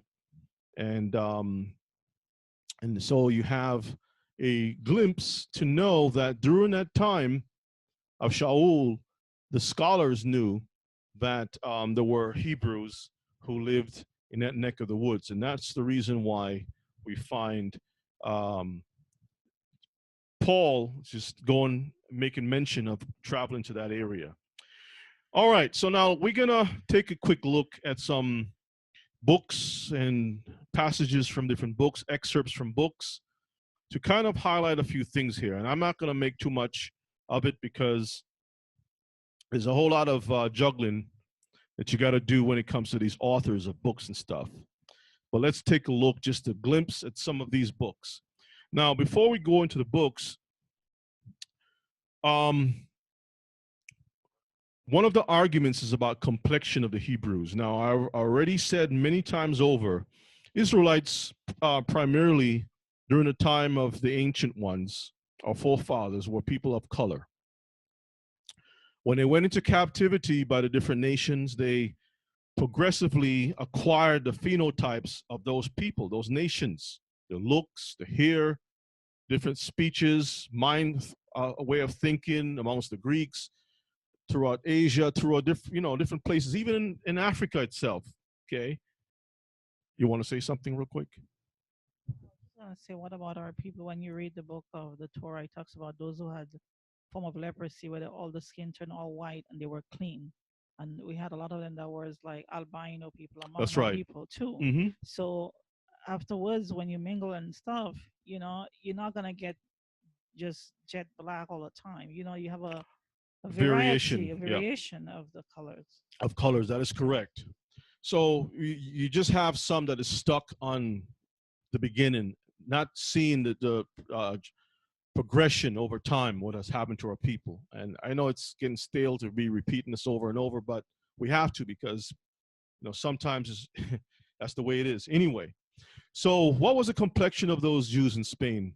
First, let's look at a word used to demonize the Jews in Spain. It's called Marrano. But it's used, Marrano is in the dictionary. It says a Spanish or Portuguese Jew who was converted to Christianity during the late Middle Ages, usually under threat of death or persecution, especially one who continued to adhere to Judaism in secret. Now, there are different schools of thought. Marrano could mean a pig, Marrano could mean a nigger, negro, you name it. There are all different schools of thought behind that. I'm not going to argue. The point is that it's not a name of a Hebrew. Okay, these are names that were given for those that lived in those areas, all right? But let's take a look at some other information, and let's take a look at what the Europeans are saying about the Hebrews during the during the time of the of Europe, when the Moors and such like were there in Europe. Let's take a look at some of these works. This is from a book, Jews in the Early Modern English Imagination, A Scattered Nation, by Dr. Eva Johanna Holmberg. Let's take a look at some of the things here. Let me get my little, my little pointer. Okay. All right, so here goes the reading. Let's see where I want to start. Interestingly, there were quite a few claims of Jews having black or dark skin. Now, before I continue reading, one thing that I noticed is that when Spain was ruled, Portugal, Spain, those places were ruled by the Moors, which were primarily dark people of different shades of color, Arabs, They also had Israelites among them, serving them and working along with them in that part of the world. They brought different technologies, education was brought there, construction of buildings, chemistry, you name it. The Moors brought all of these things to Europe when Europe was basically in darkness. You look at the historical accounts of the structures of these great cathedrals. It's based on the system that the Moors brought into that part of the world. Education, running water, flowing up and down, the way everything was set up. Agriculture, the guitar, all of that stuff, bullfighting, that stuff came from the Moors. Okay. Anyway, make a long story short, when the Moors finally was declining in power and they started to um, move back into Africa, into Arabia, the Christian Catholic Europeans started to regain control over Spain. And when they started to gain control, there was a whitewashing of history. They went through many places that had images or anything that had a history of people of color ruling Europe, and they started to wipe that information out. And then they would start to work on the books and says, well, the people were not really this color. It was just a derogatory term that was used to apply to the people, but really and truthfully, the people were actually like our complexion and whatnot. They started to play around with books and try to change things. But how come they haven't changed a lot of the statutes? They've changed a lot of them, but how come they didn't get rid of all the statues of the Virgin Mary, of the disciples looking jet black? Why is the Pope still bowing to a black Madonna and kissing a black Madonnas and such like? That's the question. Even all the way up to Russia, okay? And the Moors traveled all the way up there too, Mishpaka, okay? They're finding evidence that even the Vikings had a Quran. Okay, so information is coming out. It's coming out. So the Europeans were trying to cover up that blacks or people of color ruled Europe for about 1,000 years, 800 to almost 1,000 years. Okay, so they started to clean up the house and try to change things around. So let's read. Interestingly, there was quite a few claims of Jews having black or dark skin. The story of Barthema, born 1480, also known as, and I can't even pronounce, but let's try, Budo Viscus Vertomanus, okay, where the traveler encounters strange Jews inhabiting a mountain near Medina, could be found in Purchas, his pilgrims. According to Barthema, these Jews were small of stature, call it pygmies, right? Had small voices like women and were of black color. Let's read this part right here. In the space of 8 days, we came to a mountain which contained a circuit 10 or 12 miles. This is inhabited with Jews, to the number of 5,000 or thereabout. They are very little stature, as the height of 5 or 6 spans, and some much less. They have small voices like women, and of black color, yet some blacker than other. They feed of none other meat than mutton. That's lamb. Okay, they are circumcised and deny not themselves to be Jews. If by any chance Mamethan comes into their land, they slay him alive. At the foot of the mountain, we found a certain hole wherein the rain water was received. By finding this opportunity, we laid 16,000 camels, which thing greatly offended the Jews. They wandered in that mountain, scattered like wild goats or prickets. Yet durst they not come down, partly for fear and partly for hatred against the Mahometans. Now, this word right here is Muhammad. Mohammedanians, or what do we call it? Trying to pronounce the right word. But the Islamic hordes that lived, because Medina is in over in Saudi Arabia, okay? So these are Jews that lived in the mountains, and for fear of the Islamic hordes, kept to themselves. Let's move on to our next slide. Let me see what I want to read here. Let's see. Let's move on. Okay, let's see what it says. It says, this says here, there were many shades of Jews. The darker hue of Jews was also discussed by writers of English origin. Thomas Calvert's opinion was that the Jews who had been expelled from Spain became Moors in Africa, even if they retained their Jewish religion. It is not altogether clear whether he means cultural or climatological assimilation. Okay. So they're not clear as to, well, did these Jews, because of the hot climate, become dark in complexion, or because it just mixed into the people, or whatever the case may be. But they acknowledge that the people who left Spain were people of color, just like the Moors. All right. Mentions that the people called Kaftates, being as black as pitch and of mighty stature, descended of the Jews, okay, are idolaters and most deadly enemies to the Christians. They call them idolaters because they wouldn't follow to the Catholic religion, okay? Let's move on. Next slide.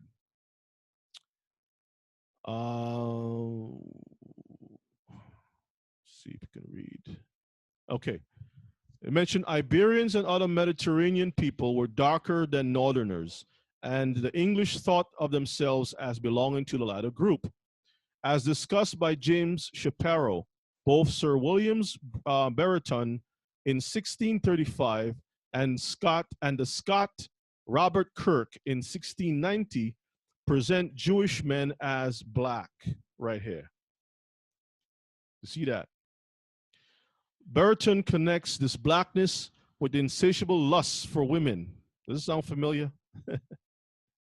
And Kirk with their indistinct reasoning. All this in agreement with the prevalent symbolism of blackness in the early modern culture. Okay. It is not clear, however, whether this blackness refers to their skin or to their black hair or darker complexion. So let's move on.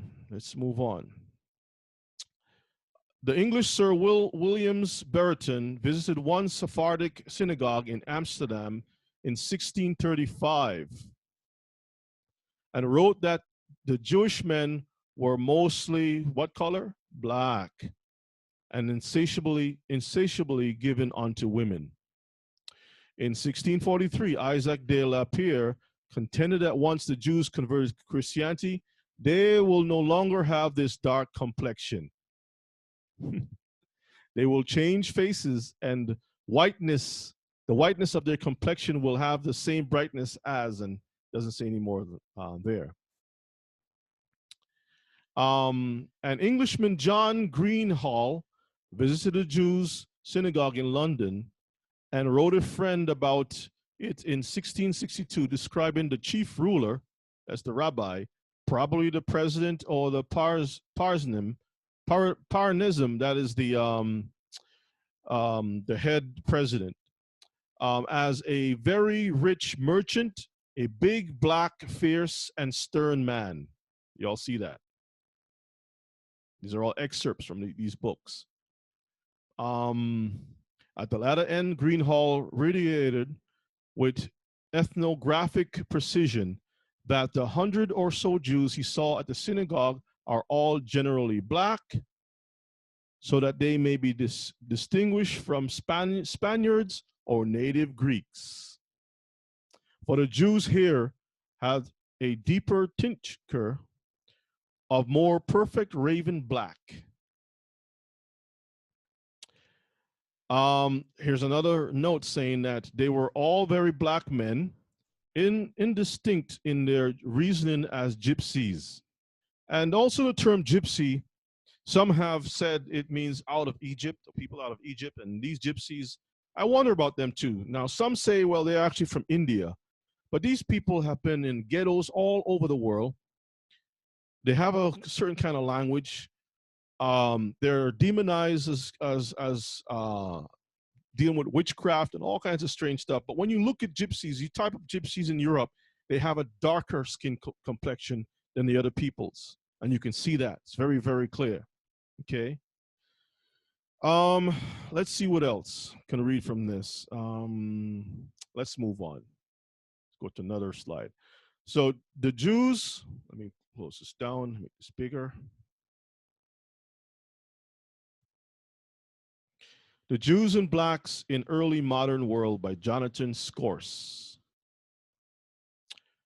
This is another book. Let's see what it says. It says the Reverend Samuel Stanhope Smith wrote that the Jews are fair in Britain and Germany, brown in France and in Turkey, swarthy. Anybody who knows the definition will know that swarthy, schwarze in German, means black. Okay, swarthy in Portugal, where to speak Portuguese, and Spain. They say it's olive in Syria and in Chaldea. Tawny, that's also black, or copper colored in Arabia and in Egypt. Okay. Let's see what else we have. Perhaps the best indication that the valences involved in such distinctions also convey metaphysical import is a title of the mid-17th century English translation of a conversationary tract, aimed at Jews by the formerly Jewish Samuel of Morocco, the Blessed Jew of Morocco, or a blackamoor made white.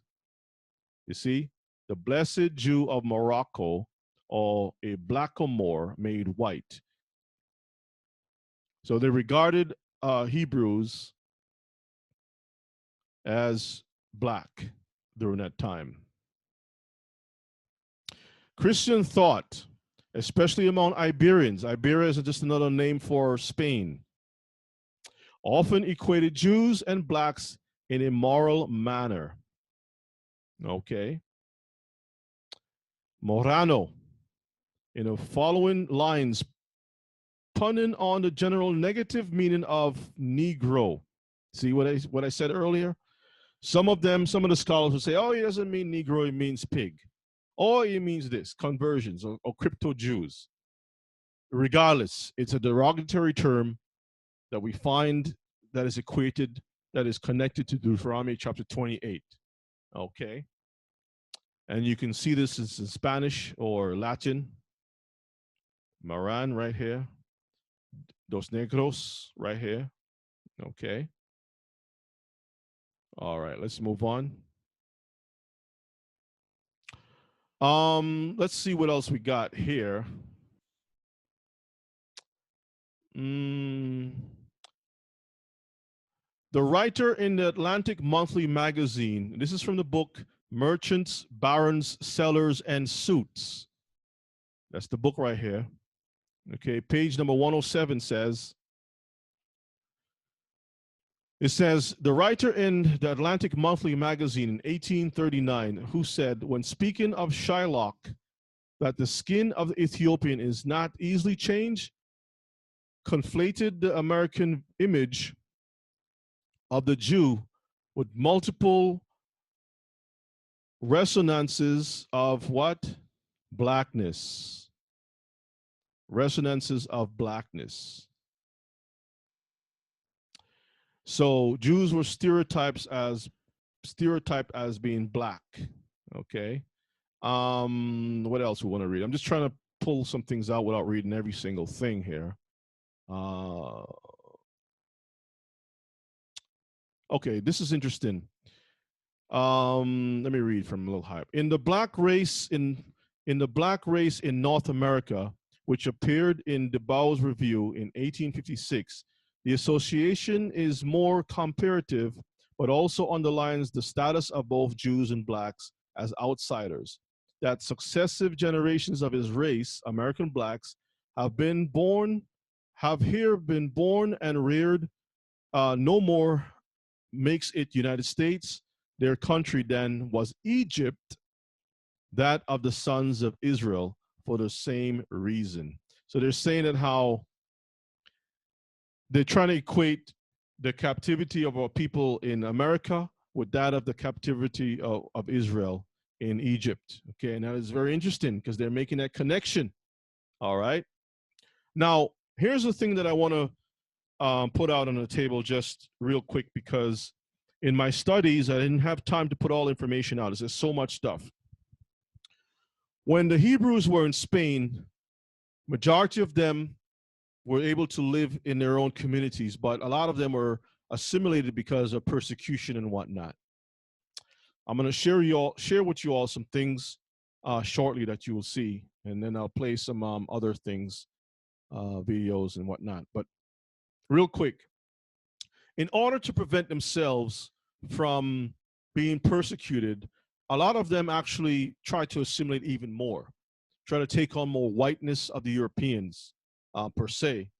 And then when they were accepted to some degree, those others that were dark complexion, they stayed away from. They try to disassociate themselves from those other ones. And from those that the Spanish were enslaving, they made a disconnect also.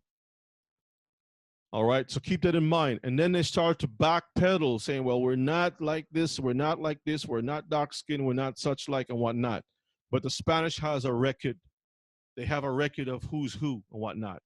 That's why the Inquisition was really hard over there, grabbing people and torturing them to confess. Okay? So let's move on. There's a lot of other things to read. Let's move on. Later English colonists. This is from the book Black Jews in Africa. I got the book right here. It's on the screen.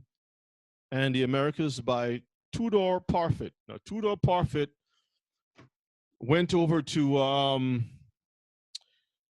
Zimbabwe, and he kind of doubted that the Lemba were actually Israelites. And I believe we have a brother probably on the conference right now who is Lemba descent, and he have made that known to me that he's of Lemba descent.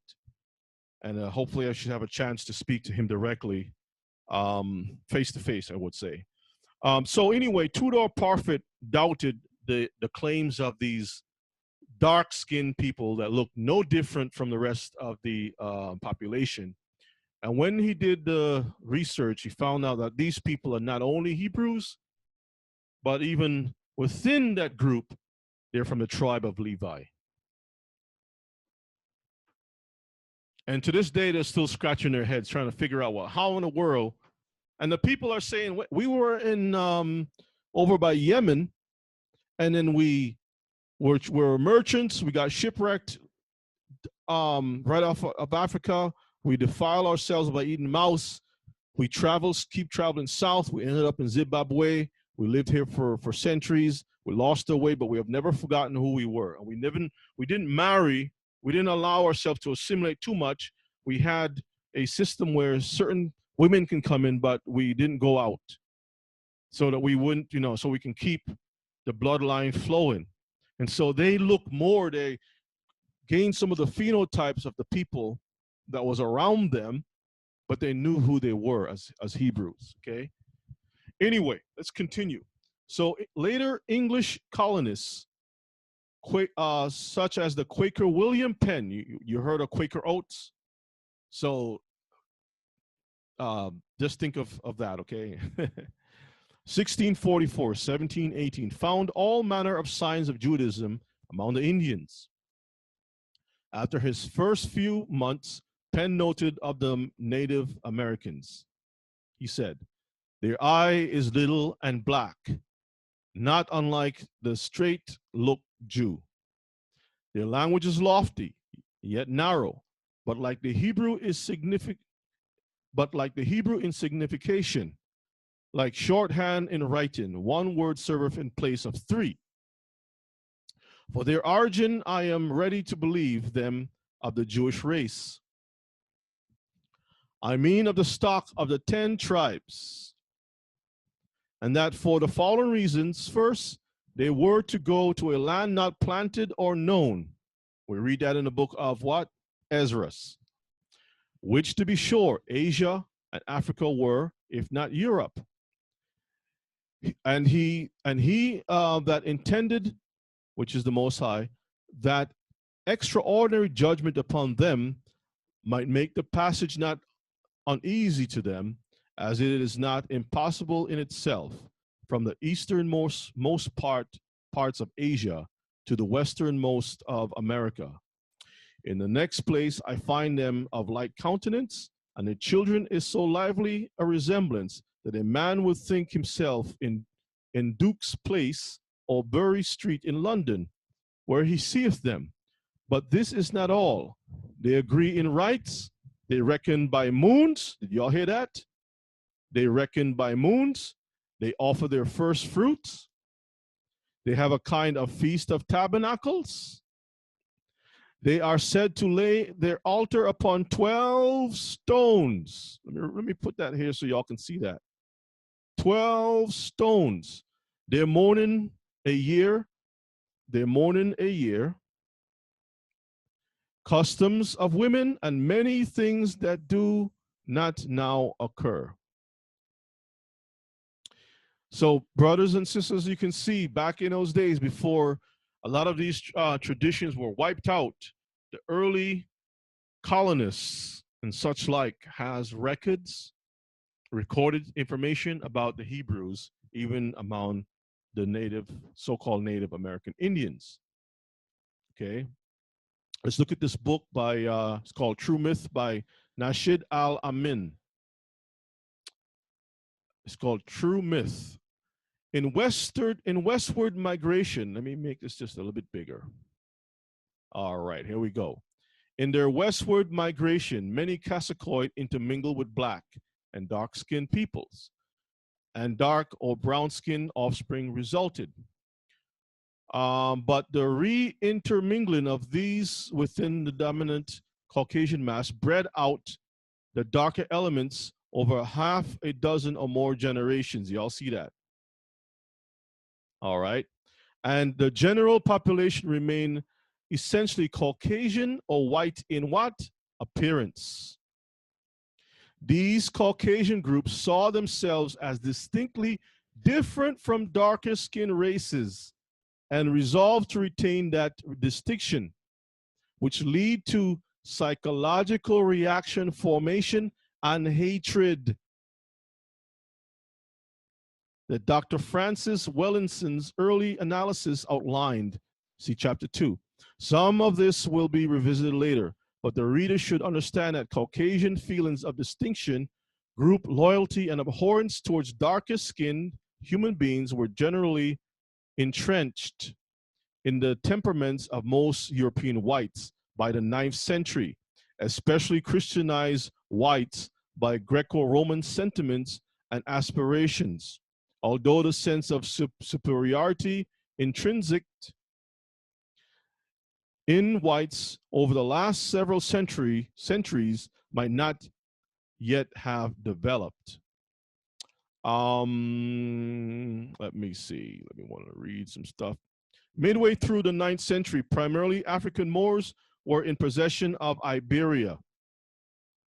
North Africa was becoming increasingly Islamic, and Arabs, who had introduced this great religion to the world, migrated into Egypt and North Africa in large numbers, settling among and intermingling with Black African, Berber, and other mixed race populations. Many Arabs were part of the Moorish occupation of Iberia, which is Spain and Portugal, as were Sephardic Jews out of Northeast Africa and the Holy Land. And the three groups, Moors, Arabs, and Jews, chiefly black and dark-skinned Jews, civilized the country, bringing highly developed art, architecture, remember I talked about that, science, medicine, and agricultural innovations, animal husbandry, manufacturing, industry, music, and advanced mathematics, algebra. Algebra, the word al, that's Islamic phraseology, I would say. Geometry, previously unknown in Europe to the continent, Moors, Jews, and Arabs established the first universities of any kind in Europe, which would directly lead to the educational advancement of the continent and of the European Renaissance of the 15th and 16th centuries. It's a little bit of information, Mishpaka. So you understand that our people were truly of color back then. Okay, let's go to the next slide. Okay, boop. All right, let's try it again. Oops, there we go. This is from the book Jews in Places That You Never Thought of. And I have the book right here. Those of you, it's on the screen. Okay. By George E. Lichtblau. Pressed under sweeping regional conflicts, Jews settled as traders and warriors in Yemen, the Horn of Africa, Egypt, the Kingdom of Cush and Nubia, North African Punic settlements. Let me just jump down here. More immigrants followed these early Jewish settlers to northern Africa following the Assyrian conquest of the Israelites. So you had all of this migration heading down towards Africa. Okay. This catastrophic event not only drove many Jews into exile in Babylon, but also led to the establishment of exile communities around the Mediterranean, including North Africa. Then with Israel coming under Greek, Persian, and later Roman rule. Next slide. Okay.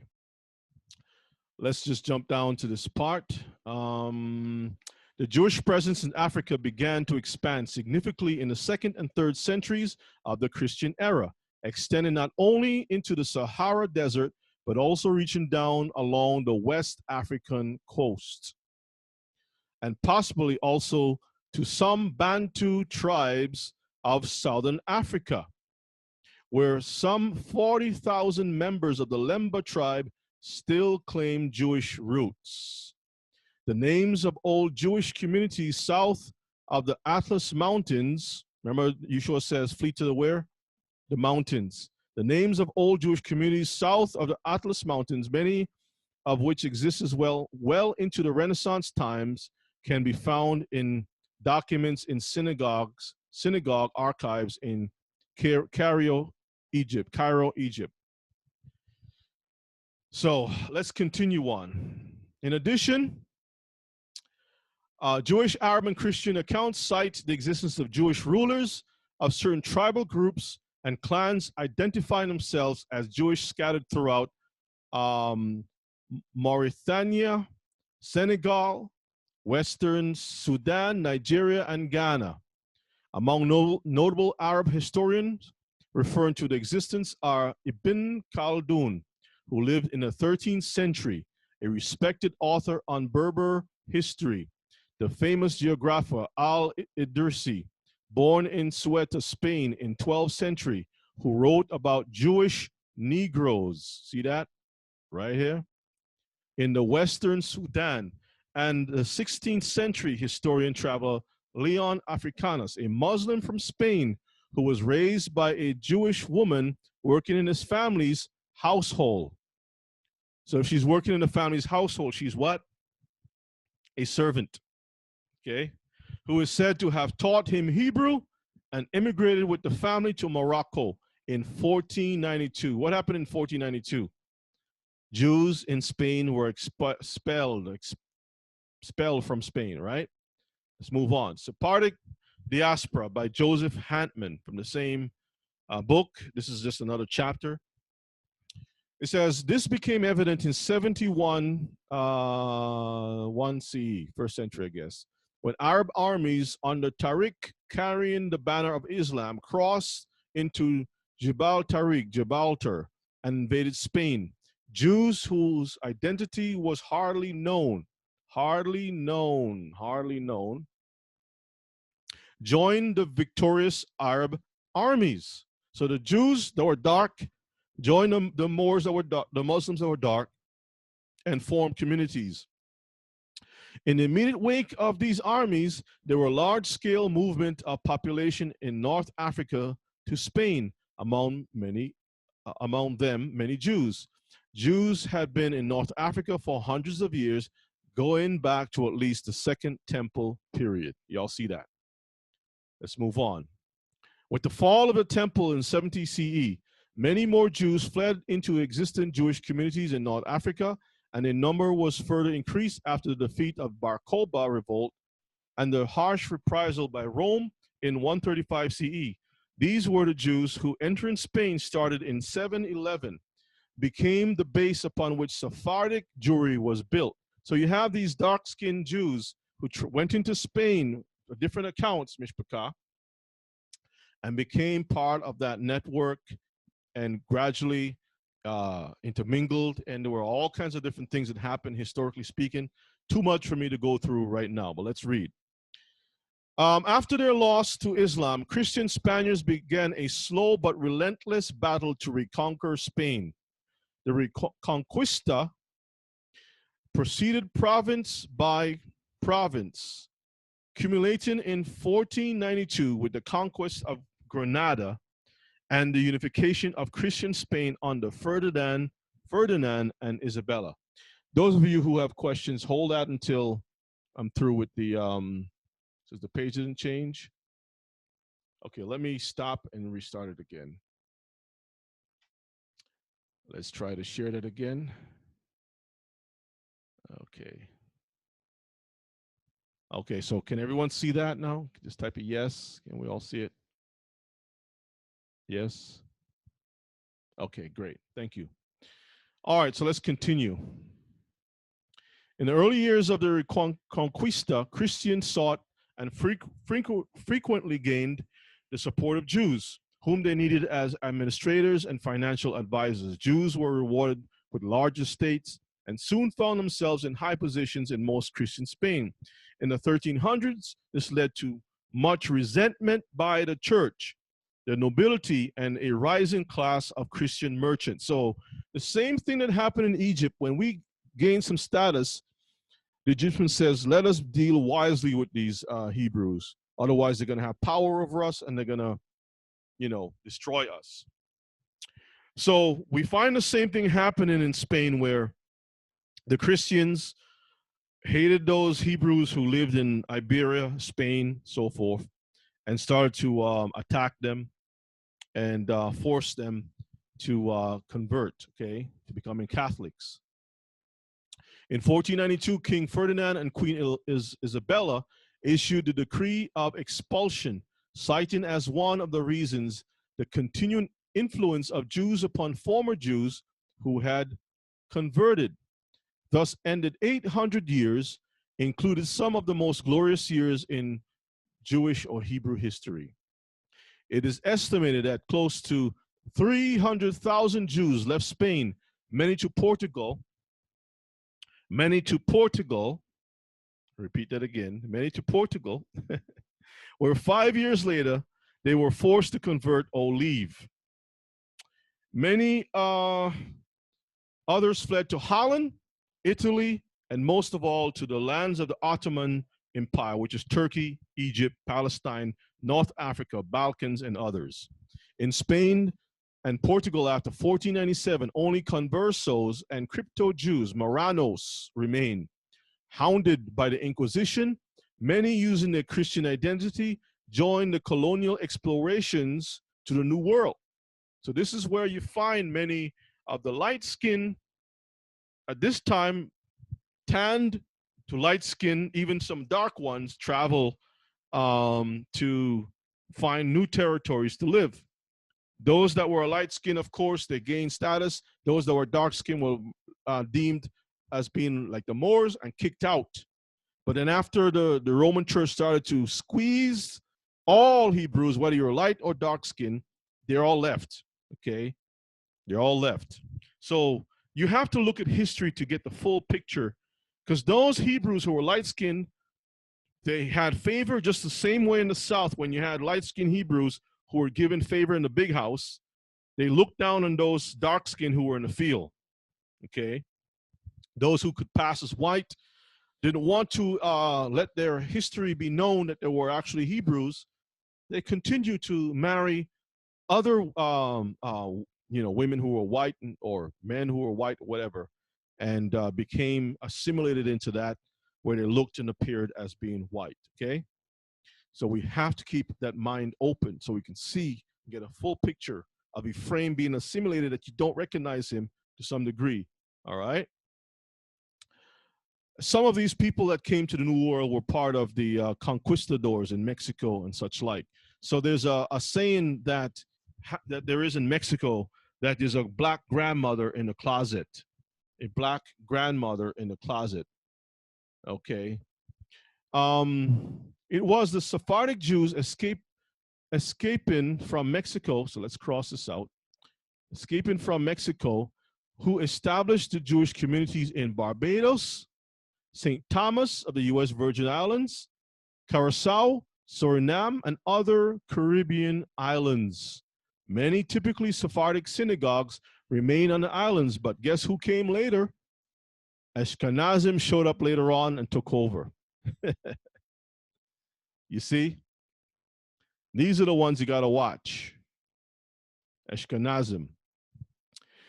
On the islands of Sao Tomas y Principe, off the coast of Africa, descendants of Portuguese Jews are also seeking out their roots. Which now brings me to this. Let's get a little deeper, and I want you all to really pay attention to this, okay? Now, this is going to deal with many of our Hebrews who, there's a large population over in the Northeast. They call themselves Cape Verdeans. Cape Verdeans. And these are Hebrews who are speak Portuguese and whatnot, and there are more Cape Verdeans outside of Cape Verde than in Cape Verde itself. But let's look at a sister island off the coast of Africa. This is an article, actually, from a book that is going to be published or was published. It's called Jewish Child Slaves in Sao Tome, Wellington, New Zealand, Jewish Chronicle Publications, 2003, editor Dr. Moshe Liba. During the past 2 years, thanks to Dr. Moshe Liba, former Israeli ambassador to Sao Tome y Principe, that's two small islands, with whom I have collaborated in editing a forthcoming anthology of documents and essays, more of the actual history of these children. So it says Jewish slaves, okay. Nevertheless, when we line up, as it were, the data from archival sources, chronicles, ecclesiastical, that's church documents, and administrative reports and wills, along with early historical works, along with fairly certain outcomes of the trauma this group of individuals underwent, we can start to get much closer to a probable set of events. Now, this is important, Mishpachah. I want y'all to listen carefully. This is actually good information. Now, this is quick map of Maisha. Can take a look at this map too. This is San Tome and Principe, right over here. This is the place here, right off the coast of West Africa. You can see Nigeria is over here. Cameroon is over here. Congo is over here. Okay. Guinea is over here. Gabon and such like. Okay. Togo, Ghana over here. Okay. So this is all West Africa. This is the little island, and Principe is right here. This little tiny stuff right there. That's it. Okay. This is a native of the country. You can see how she looks. That's a little Hebrew sister. Let's move on. For these 2,000 children, being the ages of 2 and 12, for the most part to have been taken from their mothers and fathers clearly constitute an abusive event. And we can be fairly certain that each child experienced those moments as traumatic. Listen to this. This is important. Please listen.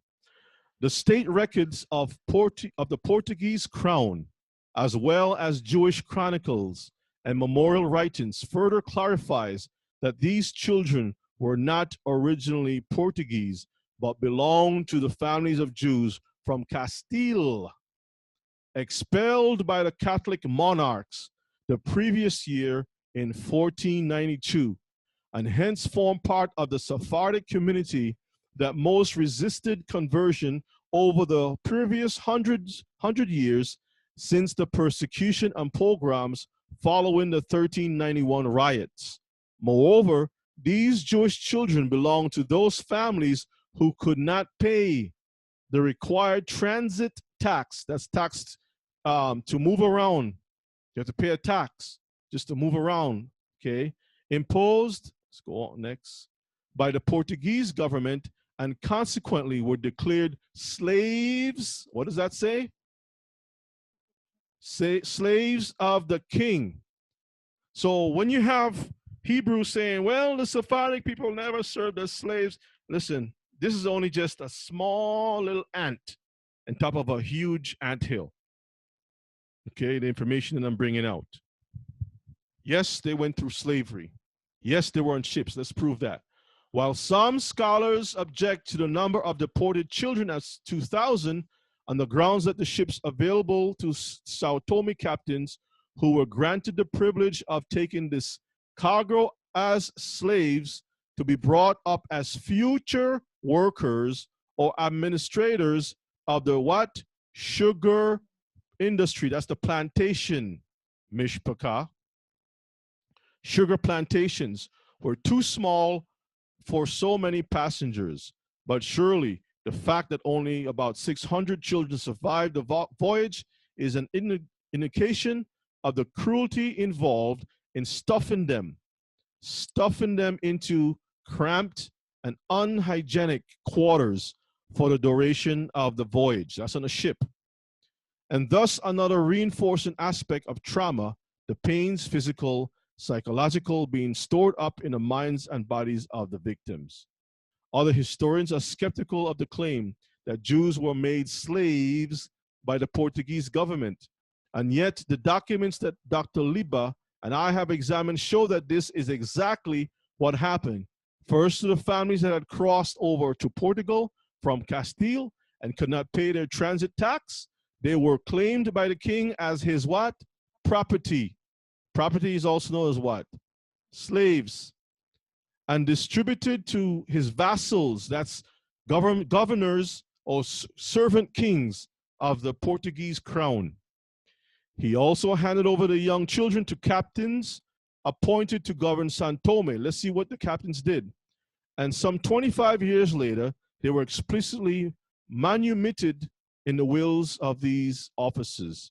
Thus, from Roman times, social commentators have recommended having slaves in the household to beat rather than a wife or a child, or venting one's sexual desires and anger on serving girl or boy. Sexual desires on who? Whether it's a girl or boy. Oops.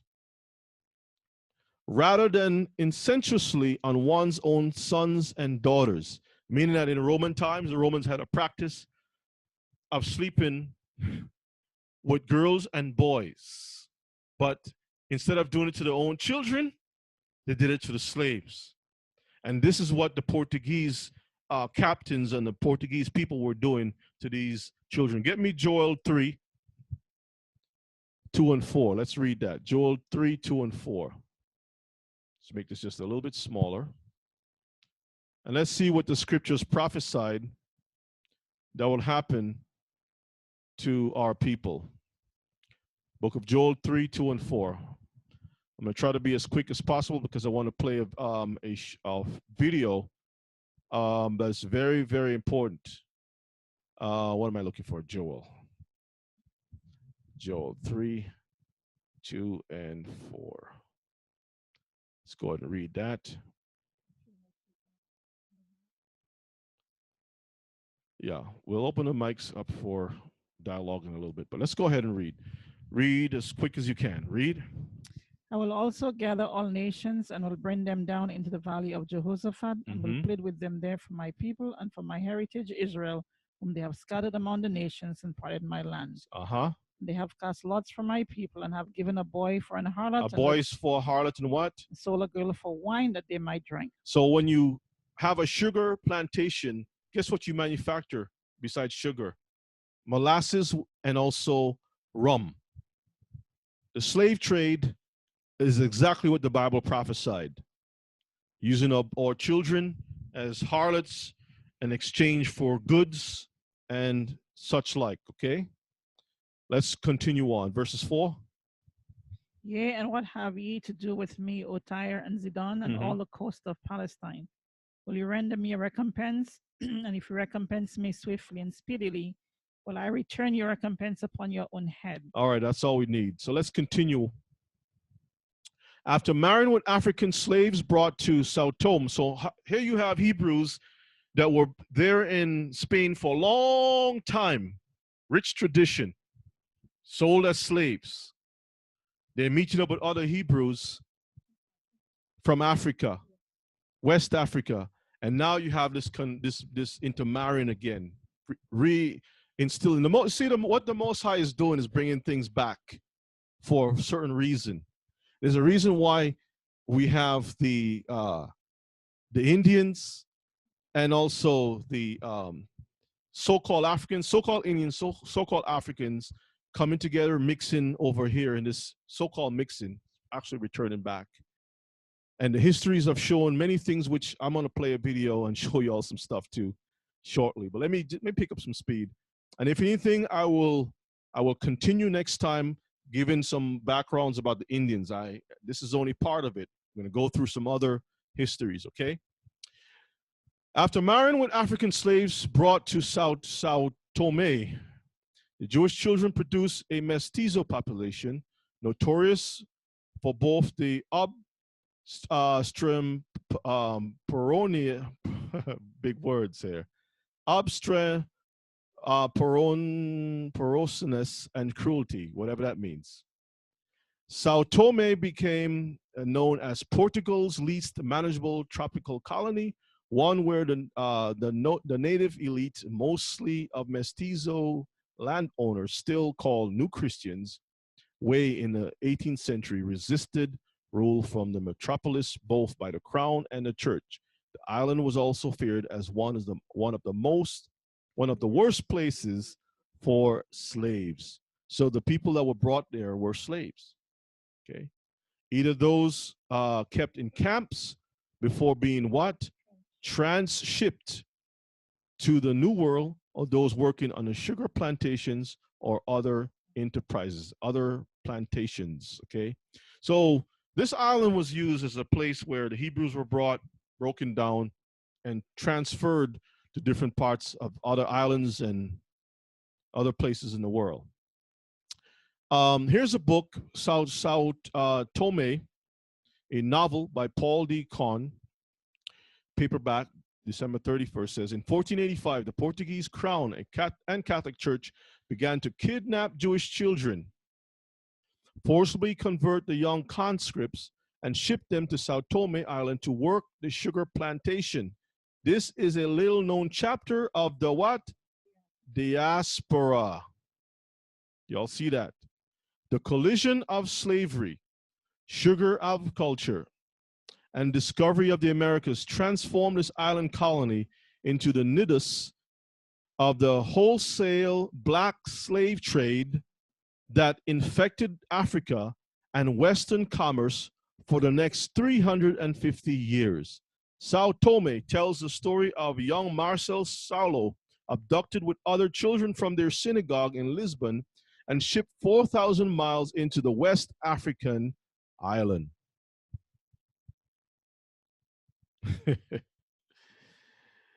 Mishpachah, we have much to learn. If I could play a little bit of salsa, merengue, or something, I would do so right now. But let me set this thing up for a little history. Play a video shortly.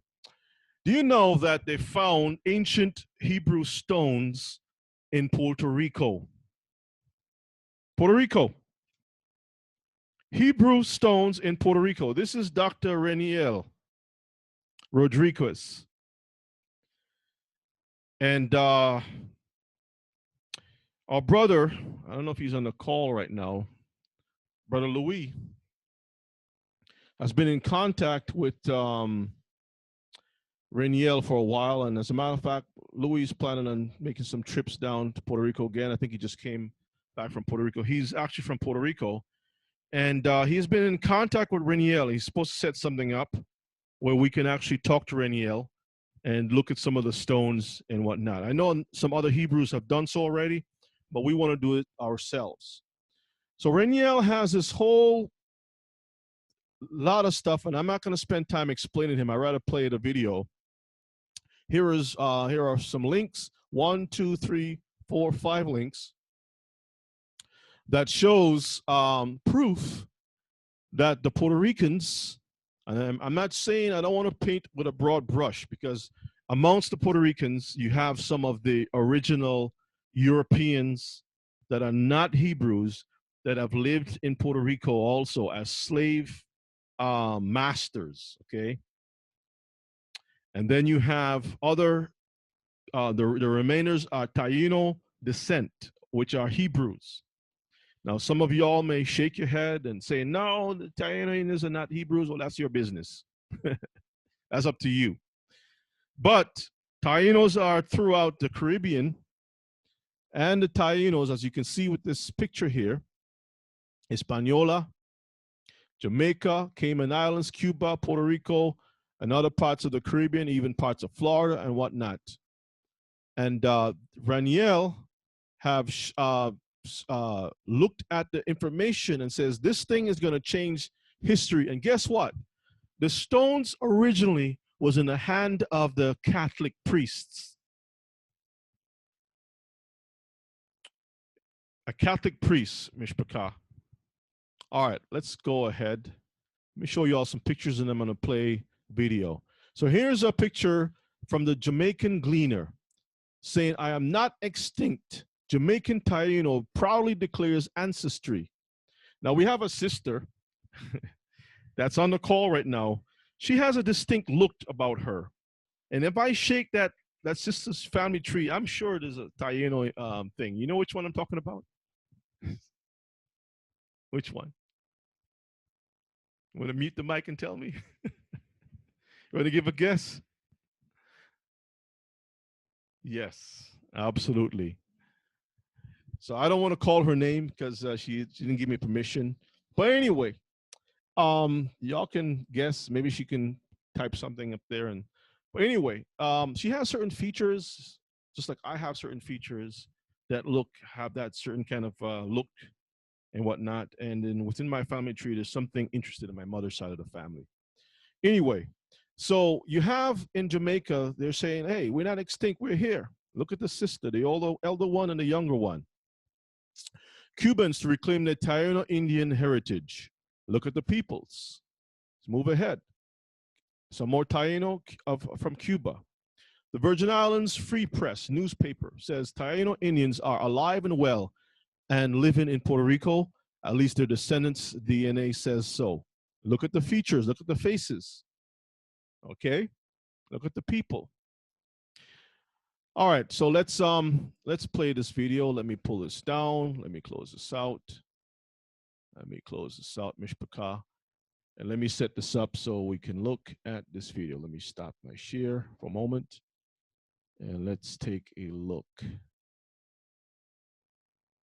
So I'm going to play this short video, and I'm going to play the longer one. 1 second. Okay, let me set this up. Okay, say again. Okay, give me 1 second, Mishpachah.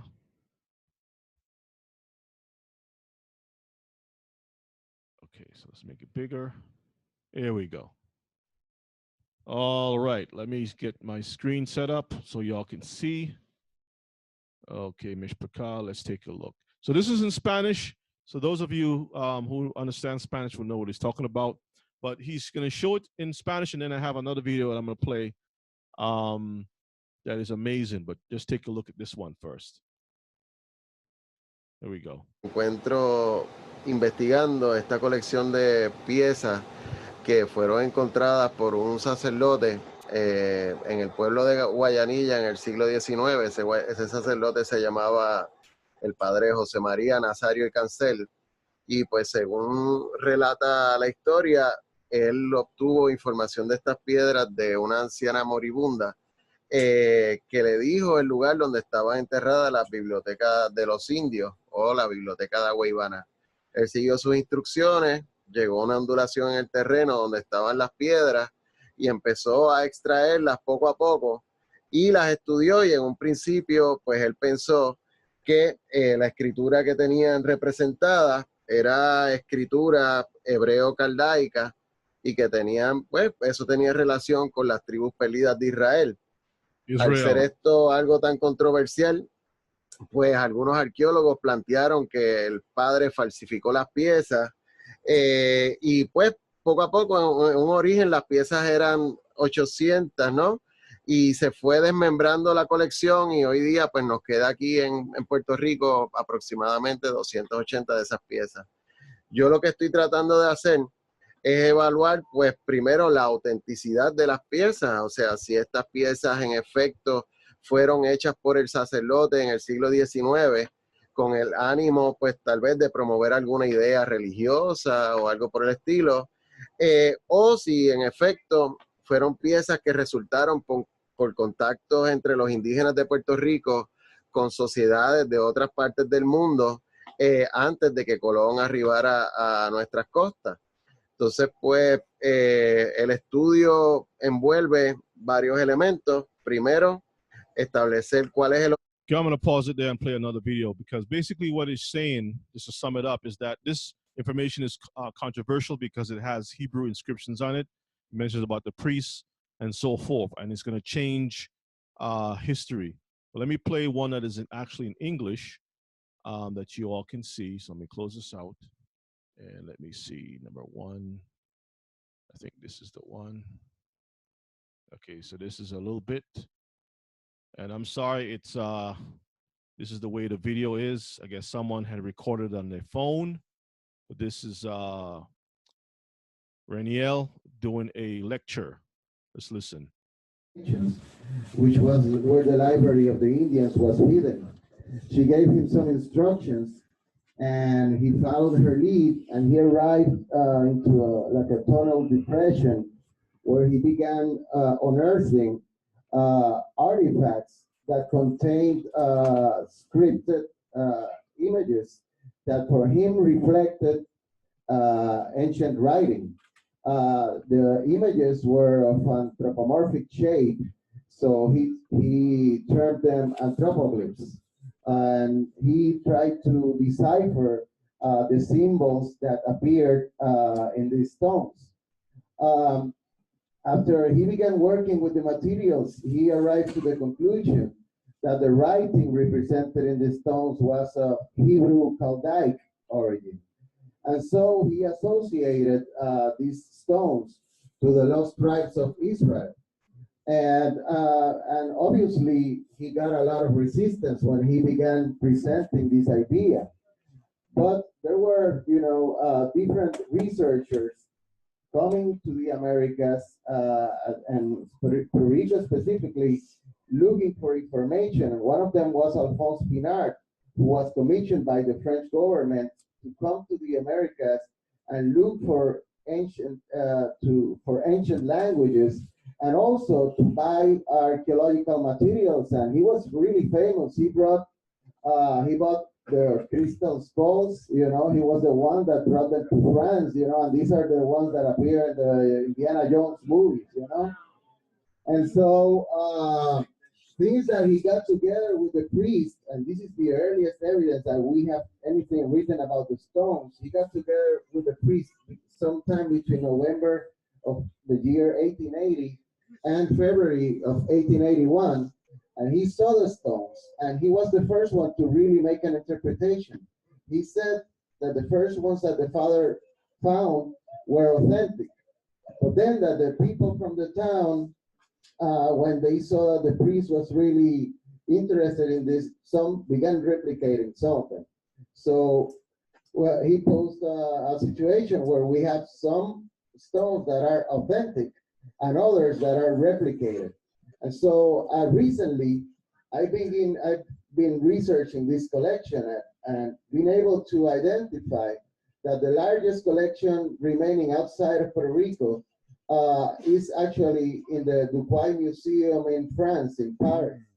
And this guy brought the stones. They have 38 of the stones of Father Nazario there. I actually saw some of his ancient pictures, the drawings, and compared it with modern artifacts that are there.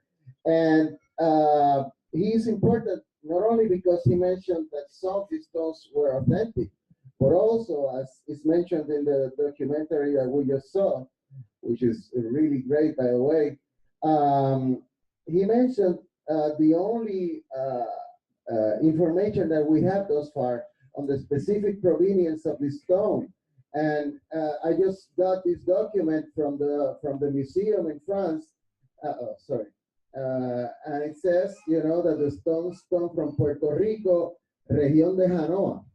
And that's what was being mentioned, that thus far the only area that I have been seen related to this name is associated, to the lands of the tribe of Ephraim. And so, Pinar was kept on being interested in the stones. I just found this letter that was written by Father Nazario in 1908. He says the tribe of Ephraim, 28 right? years later than what he first met with the priest. And it talks about a letter that Pinard wrote to the priest from Paris. And I haven't been able to locate this letter, but to me, it is quite possible that it provides an additional interpretation by Alphonse Pinard of this collection. And the collection has intersected with some of the leading figures on the history of Puerto Rico. And some of you as Boricuas, I will mention some names that will really resonate with you. The best friend of Father Nazario was this guy, Manuel Seno Gandia. And Manuel Seno Gandia is credited with writing the earliest novel in Puerto Rican history, La Charca. We are all told in the school to read this novel. And so in the year 1881, Seno Gandia was brought to Spain to celebrate the centennial of Calderón de la Barca. And so the priest gave him 2 stones so that he took to Spain to show them there. And so the priest told him, please don't get rid of these stones. These are really important. So when he went to Spain, he met with one of his professors, and who was actually the founder of the Anthropological Museum of Madrid. And the professor, when he saw stones, said, please just give it to me, give me one of them. So he gave one of the stones to his professors. And then Seno Gandia came back to Puerto Rico. And Father Nazario was really mad because he was really attached to these stones. So when this novel, La Charca, was being written, the first draft of the novel contained a character that was a priest, but it was a really humble priest, not very knowledgeable. And so Seno Gandia showed that draft to Father Nazario. Father Nazario was, really mad about the way that he portrayed the priest. So then Seno Gandia changed, the character of the priest, the way it was being conveyed. And he showed it again to Father Nazario, and then Father Nazario said, okay, now he's a priest, is more like me now, so you are forbidden about the issue of the stone. And so, these issues in terms of Puerto Rican history are very important because, as we will see, many of these stones began being dispersed as the lost tribes of Israel across the different museums of the world, some of the great museums of the world, and some of them, even though we have primary evidence that they were put in the museums, I went through the catalogs, and right now some of these stones are lost. So when the priest got the stones, he bought a house, and I found the record of the time he bought the house. It was a house of this type of architecture, really typical in southern Puerto Rico. And I began finding evidence that this house served as a museum where he located the stones. And he brought people in, and we're talking about Roman Valdoriotti de Castro, Agustin Estal, you know, the father of Puerto Rican science. They met with him, and they all saw these stones. So this was really an important issue. Actually, Father Nazario wrote a book. It was really a revolutionary book, talking about where did Columbus land in Puerto Rico, and he thought that the place where Columbus landed was not in the west, as usually was thought, but it was in the south of Puerto Rico. And he thought that the location of Columbus landing spot was there because Agüeybaná lived there, because his stones were there. And so when Father Nazario presented that idea, the island of Puerto Rico, you know, this was in the commemoration of the 4th century of the supposed discovery of Puerto Rico in 1893. And the island basically divided in two. You had the people that thought that Columbus had arrived through the south, and the people who thought that he came from the west.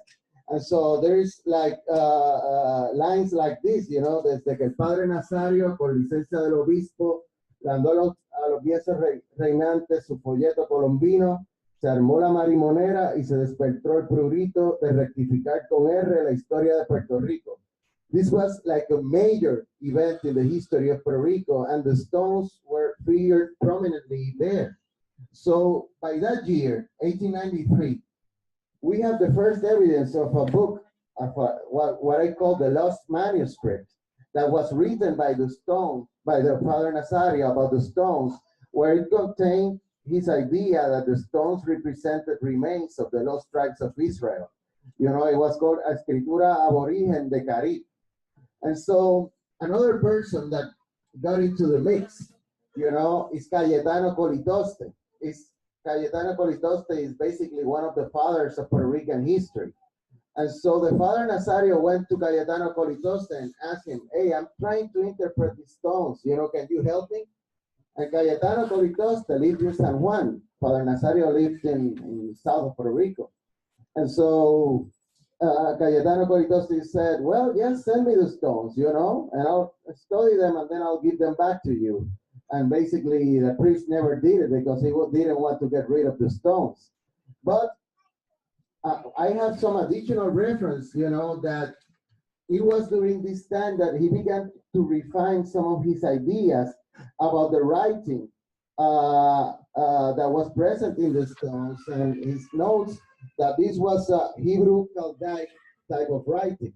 And even though we don't have the manuscript, we have ideas derived from presentations that were eventually put out in the press that contain small summaries of the ideas that he was developing at that point. And so he wasn't the only one saying that the indigenous people of the Caribbean had relationships with the lost tribes of Israel. Actually, by the year 1889, Godefroy de Toron wrote another book, you know, talking about the Phoenicians having influence on the people of Hispaniola. So this was an idea that was really being actively thought after. But as the documentary that we just saw presented, you know, there is this. Okay, Mishpaka, I'm going to pause it here because it goes on for about 33 minutes. So let me see. Let me go see.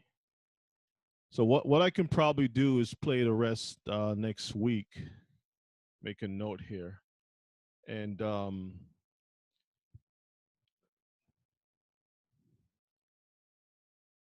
so y'all can get the full thing, because there's much more. But I wanted to share with you all, family, and let me just close this out, the importance of, you know, seeing what the scriptures talk about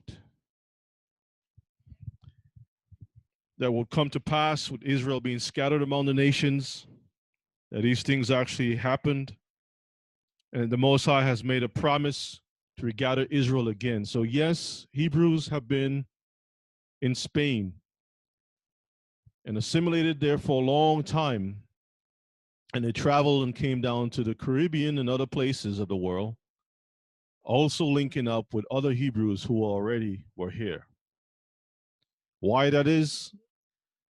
Perhaps the Most High has allowed Israel to come together again in these strange circumstances, because the future is looking bright for us in terms of bringing us back together, but first breaking out the spirit of contrariness out of us and bringing back the Torah in our hearts. Now, of course, one of the problems is that we still have this problem between the northern and the southern kingdom. But the Bible does have a prophecy, and let's go and read that in the book of Isaiah,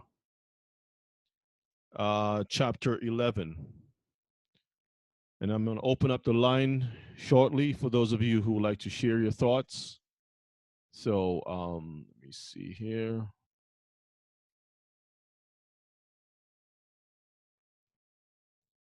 Those of you who want to share your thoughts,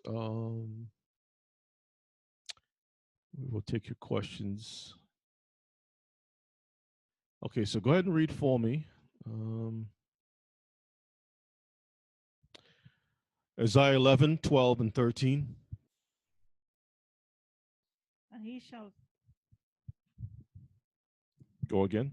And he shall set up an ensign for the nations. And the Most High will set up a sign for the nations. Read. And shall assemble the outcasts of Israel. And he's going to assemble the outcasts of Israel. Read. And gather together the dispersed of Judah. Mm-hmm. From the four corners of the earth. And he's going to gather the dispersed of Judah from the four corners, Mishpachah, not from one place only, but four corners. Read. The envy also of Ephraim shall depart, and the adversaries of Judah shall be cut off. Read. Ephraim shall not envy Judah, and Judah shall not vex Ephraim. So the problem that I mentioned earlier with Jonah, why he didn't want to go to Nineveh, the reasons that the two houses were warring against each other, that thing is still happening today. And this is explained why we have all these problems. We say, well, those people are not our people. But you don't see there's something much deeper. The world has given us a limited amount of information. The doctor, the professor is showing that, listen, these people knew from way back in 1800s, but they kept certain things suppressed. A lot of this information that we're bringing out, you're not going to find it so easily. You have to really dig for it. All right? But the Bible is saying Ephraim shall not envy Judah, and Judah shall not vex Ephraim. That whole problem between the two houses, that's going to end. Let's get Ezekiel 37 and 16. This is the last of our scriptures, and then we're going to open up the lines. Ezekiel 37 and 16.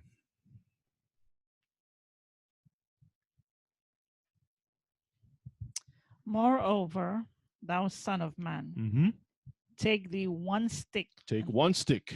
And write upon it for Judah. For Judah. And for the children of Israel. That's the two houses.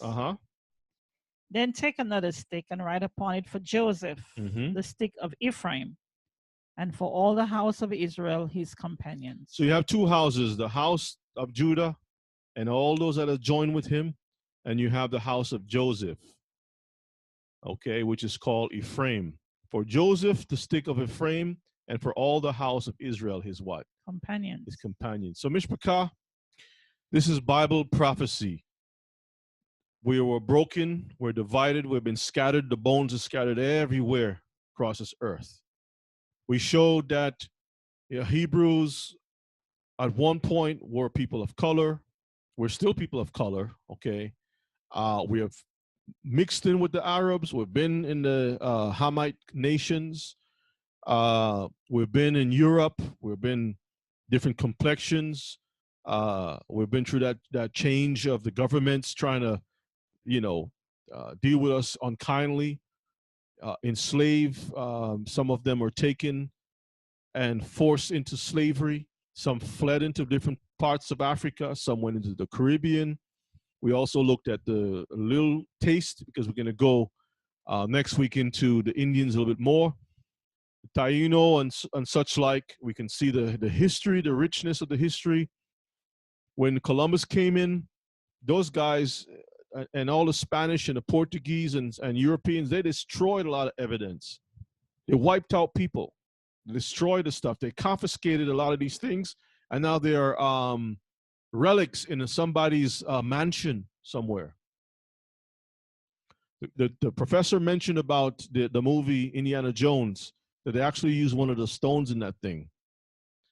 The inscriptions are Paleo-Hebrew, all right? We also going to look at next week, most high willing, the Las Lunas Decalogue stone with the 10 Commandments that's found in New Mexico on a mountain. It was there before the Europeans came. Okay, how did it get there? On written in a mountain. Who's going to travel way to New Mexico? We know that New Mexico was once part of the Spanish conquistadors, but at that time they didn't write Paleo-Hebrew. So the people that were there when the Spaniards came, those people had that Hebrew connection. So we're going to look at all those different things. We don't have all the information. We don't have all the things because stuff is coming out. Some stuff are being withheld. We try to make the connections, but we cannot play God and say that person is not a Hebrew because of what you see. We have to change that mindset, and we have to let the Ruach HaKodesh deal with things accordingly. All right? Let the Most High do what the Most High said he will do, and you do the part of returning back to the covenant. Don't be judge and jury and all that stuff, executioner. Okay? So with that said, you want to read something? Okay, so my Isha wants to read the book of Ezra and 13. Let me pull it up. 39. All right, give me one moment. As a matter of fact, let me do this. Okay, so let's get the book of Ezra. Set the way.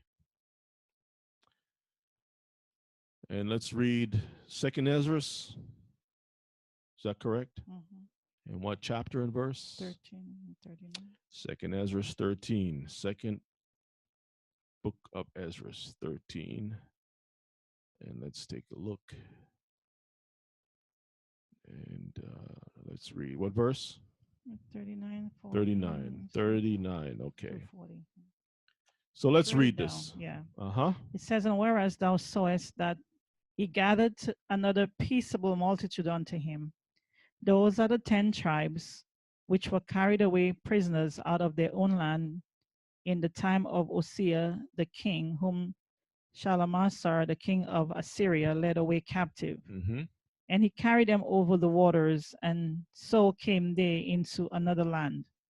But they took this counsel among themselves, that they would leave the multitude of the heathen and go forth into a further country where never mankind dwell, that they might there keep their statutes which they never kept in their own land. Mm-hmm.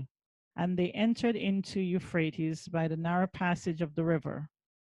For the Most High then shewed signs for them, and held still the flood till they were passed over. For through that country there was a great way to go, namely 1.5 years. And the same region is called Azareth. Then dwelled they there until the latter time. And now when they shall begin to come, the highest shall stay the springs of stream again. Uh-huh. And they may go through, therefore, so as thou the multitude with peace. That sounds like a second Exodus. Is that correct? Mm-hmm. So we give praises to our King. We have all the prophecies. We have everything that is there. It is just our hearts that needs to be bent. So what say you, Israel? Any comments or questions? You can raise your hand. I'll see you, and I'll move you over where you can speak freely. Any hands?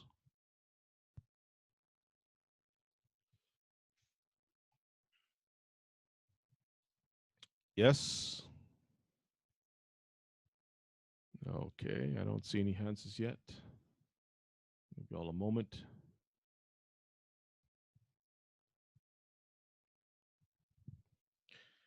Any comments, any questions, Ms. Picard? Don't see any questions in the comments room, chat room. Let's see.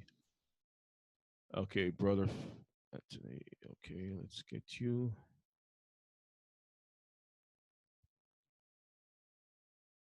Okay, brother Anthony. Shalom. Shalom. Very, very nice lesson tonight. I really enjoyed it.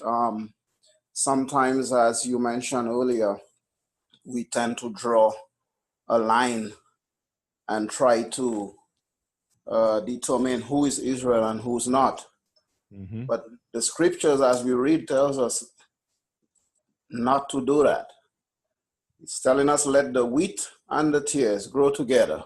Mm-hmm. Why? Because I might feel this wheat look like a tear or this tear look like a wheat, and give the treatment that the wheat's supposed to get to the tear or vice versa. So I really love the lesson, and I am sitting back enjoying it, and I hope that you said you would, that as you go in deeper into I guess the various other people that we tend not to look at or respect as Israel, as it comes out, I guess the many eyes will be open. And again, those who wants to learn, it's written there. But, you're always going to have those who prefer it to be as it was. And they are going to ignore that. But I thank our Heavenly Father that, he's using you in that instance to show the various things that others wouldn't. So I just want to say all praises to the Father and thanks not just to you, but to him for using us, for using you to show that to us. Well, Todah Rabbah, all praises to our King. We thank our Most High for granting us the opportunity to see these things in these last days. So thank you, Brother Felix. Let me get Sister Givens. And Sister Givens. Can you hear me? Loud and clear, sis. The mic is all yours. Oh, okay. I enjoyed this lesson too. You just brought so much information. I know this would be one of the lessons I want to see again, just because there was so much information. But when you were showing some of the literature pertaining to Spain and the people who were there, such as the Arabs, the Moors, the Jews. It was like 3 groups of people there. And I thought for a second, I said, the Moors, exactly who were the Moors? Were they indigenous Africans or Hamitic people? What is your understanding of who they were specifically? Because I sometimes wondered if the Moors weren't, Islamic too. So I was just curious about that. Some historians have deemed, first of all, the Moors were Islamic. That's the first thing. Mm-hmm. But also, there are different historians who have recorded some Hamite people who were converted into Islam as part of the Moors, because what the Arab nations did when they conquered certain nations, they would incorporate certain men as part of the army to fight on their behalf. So you had some of those too, but also Israelites were scattered into all these places and were also swept up and were labeled a general term Moors. So you will see some historians say that Hebrews were called Moors, and some that would says no, they were not called Moors and such like. But generally speaking, you can say Hebrews were classified as Moors. We can say that. Mm-hmm. Okay. So I take it they were basically all a dark people, and they were kind of just lumped together. Exactly. Oh, okay.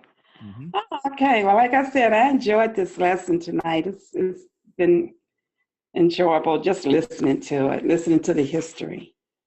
Thank you so much, sis. I'm going to put you back on mute, and we have Brother Miletus over. Oops. Brother Miletus. Shalom, brother. Let's get your mic.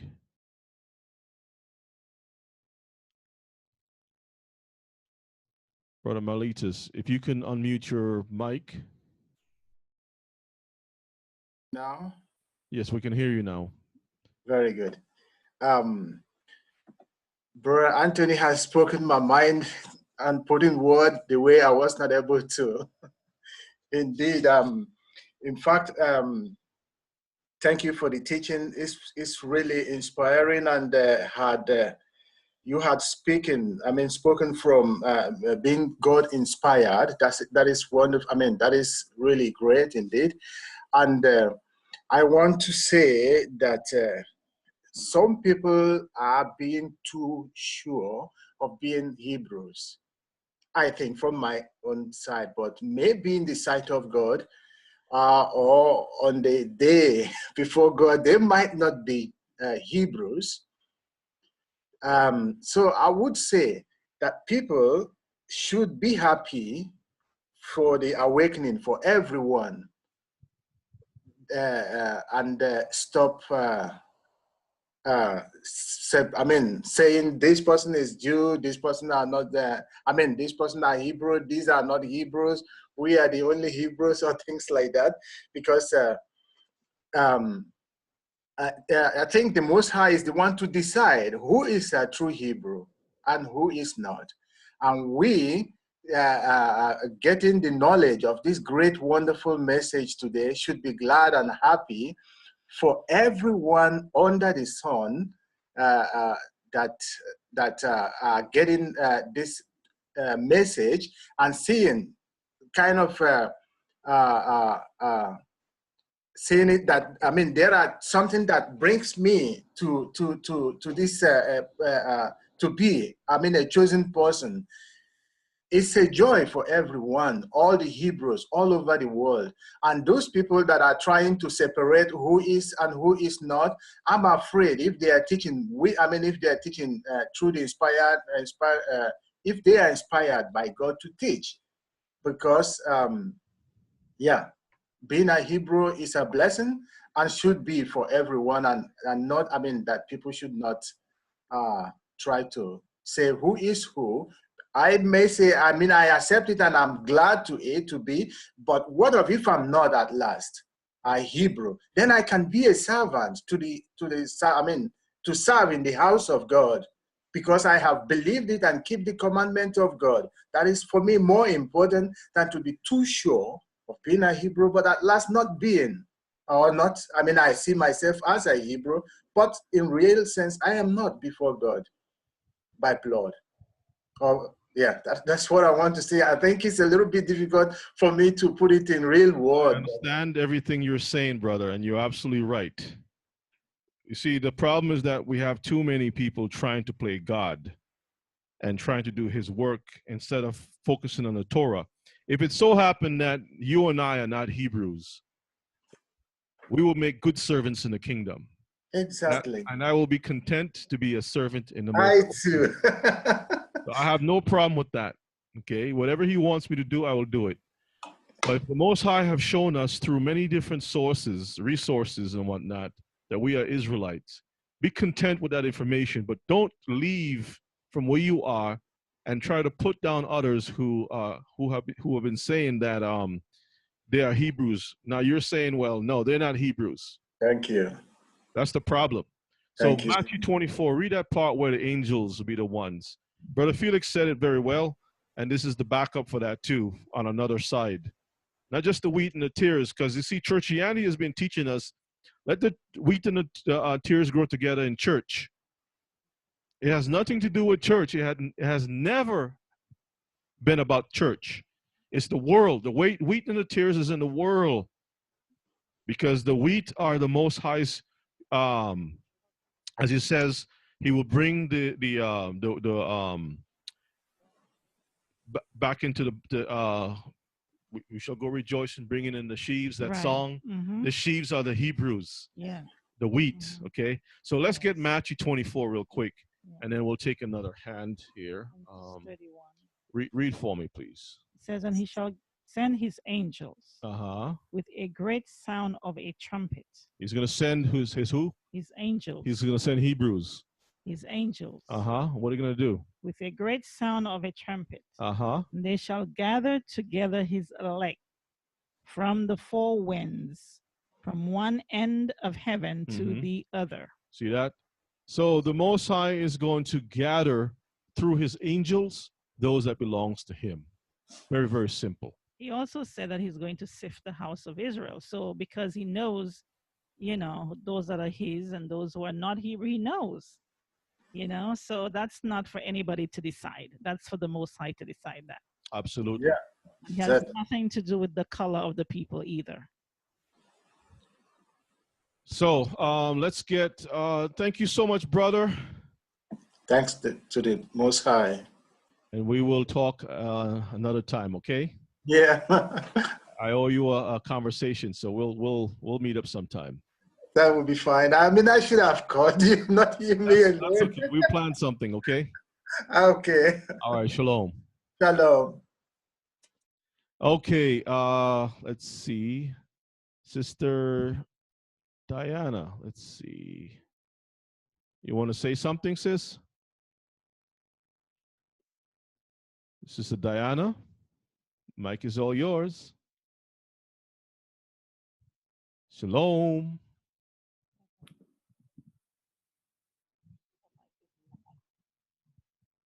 Okay, let's get.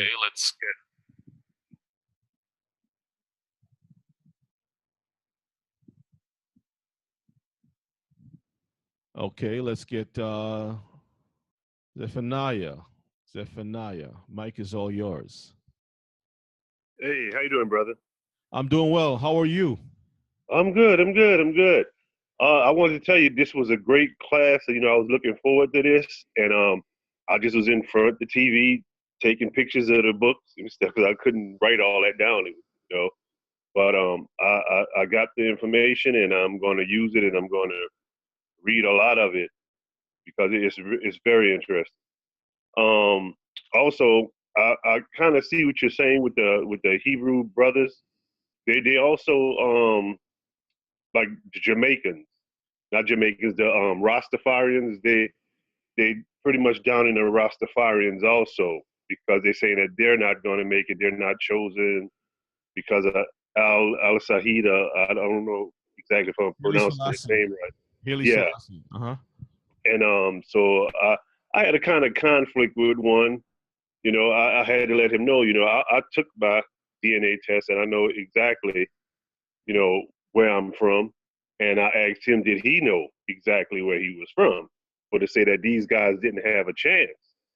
And I told him as long as if they serve the Most High and they follow Torah, you know, they have a chance to, you know, enter the kingdom and they could possibly be Hebrews. And he was, you know, pretty much no, you know, once your blood is tainted with a European or whatever, that's it. And I told him, then what's your chances?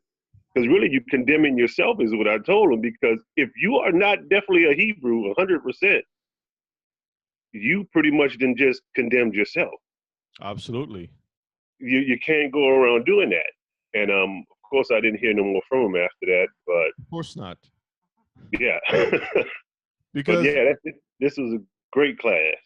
Thank you so much. Because brother, the thing is that now we put ourselves in a position as if we is God ourselves, that we can see the past to know exactly that from all the way from Abraham's loins, I can be able to see the movement of the seed, the sperm moving from Hebrew to Hebrew to Hebrew with no corruption whatsoever. You know, right. When we start acting like that, we shoot ourselves in the foot. What they don't understand is they don't understand the Ruach. They don't understand the, as they say, spirit. I think everyone is being called by their spirit, the spirit of your of Yah. is entering you, and if you all, you're gonna go to his way. You got other people who just like stuck in Christianity and they don't want to learn no more. They want to stop right where they are. That's because they don't have that spirit of the Ruach Kodesh in them to further seek this information. But it's going to come to you. This is how you're going to know. And don't Scripture say that He's going to lift everyone up? And I would figure the best way to lift everyone up in the easy way is to tell who has His spirit or not. And that's going to be it. Even though I don't mean lift up in heaven, because I know heaven's going to be on earth, but it's going to be easy to tell. Well, and I see a question here. Brothers asking, how can we truly know that we are Hebrew? What would be the best way to answer that? Brother Zephaniah, you want to give it a try? What's the best way to answer that? How would you know? Well, for one thing, you're going to keep Torah. You're going to be in the spirit of Yahweh. You're going to live in His ways and his I really can't explain it. You're going to do as He inquired for you to do. You're going to be His by showing your actions being in the way that He would want you to be. That, and also to add to that, Deuteronomy chapter 28 is strong. It's a very powerful pronouncement upon Israel. He says, the curses and blessings, they will follow you wherever you go. I was having conversations with my brother. Well, I don't think he's on the line, but about Puerto Rico, for example, about the curses that's heavy on Puerto Rico. A lot of people don't know about the Puerto Ricans, what they go through and stuff. They see them, they think that they're very successful, whatever the case may be. They live in ghettos just like you and I. They're oppressed. There was one I guess a doctor or scientist that called them cockroaches. Okay. Yes. And there is a whole bunch of pharmaceuticals companies in Puerto Rico pushing a lot of abortion and birth control stuff. They've been experimented on. I have documents on that. There's a lot of different information with regards to what they go through on that island, and they wouldn't let the people go. So there's a reason for that. It's complex, but the reality is that Deuteronomy shines through. No matter where you are, the other nations will be above you. You'll be the lowest.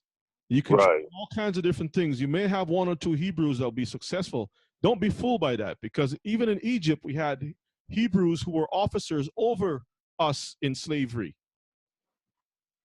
You think in the process of waking up to this truth, though, and you come in under Torah and you live it in the ways of Yeshua, you think that there's some kind of inkling of protection, maybe, that keeps you separated from the world? Because we plan on Him returning soon, and we see it as a fleshly thing. From what Scripture says, it's definitely going to be fleshly when we return to Him. So He's going to have to keep that remnant, I guess, with the seal, as they say in Revelation, which is Torah, that seal upon our heads and the way we think and the way we act. Is there some kind of protection, though, that's, I guess, covering us, I would figure?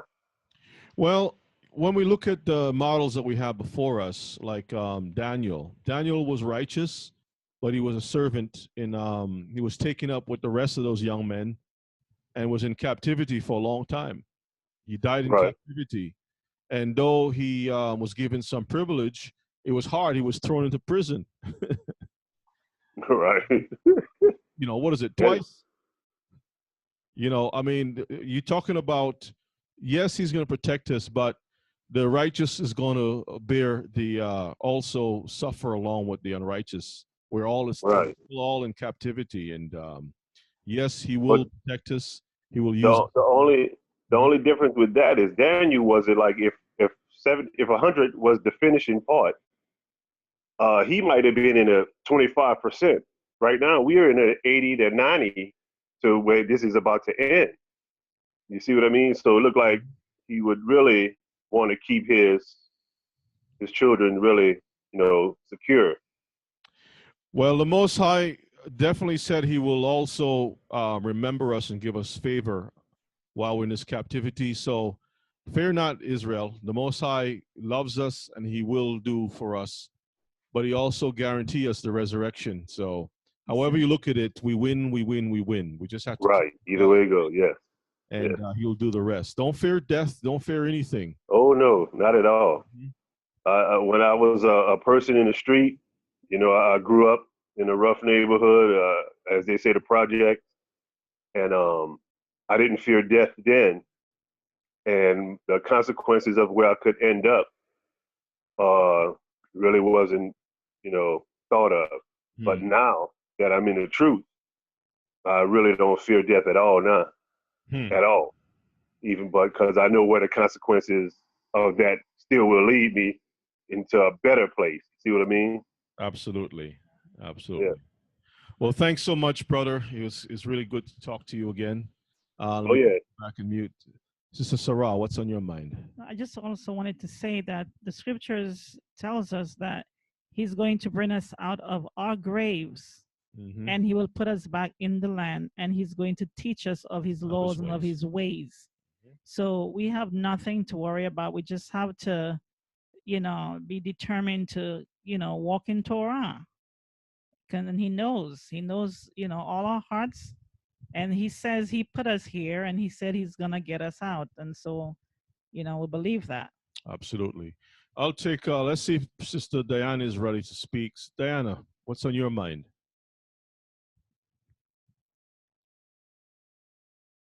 Okay.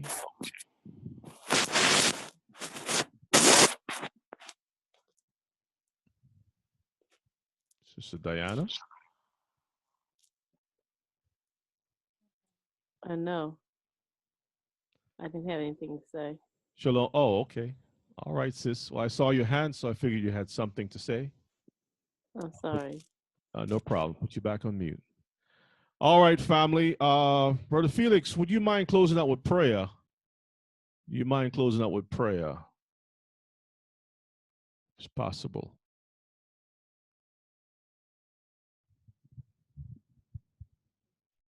Okay, it doesn't look like it's possible. Okay. We'll ask Brother Miletus, let's have you close out with prayer. How is that? Okay. Shall we pray? First in Jerusalem.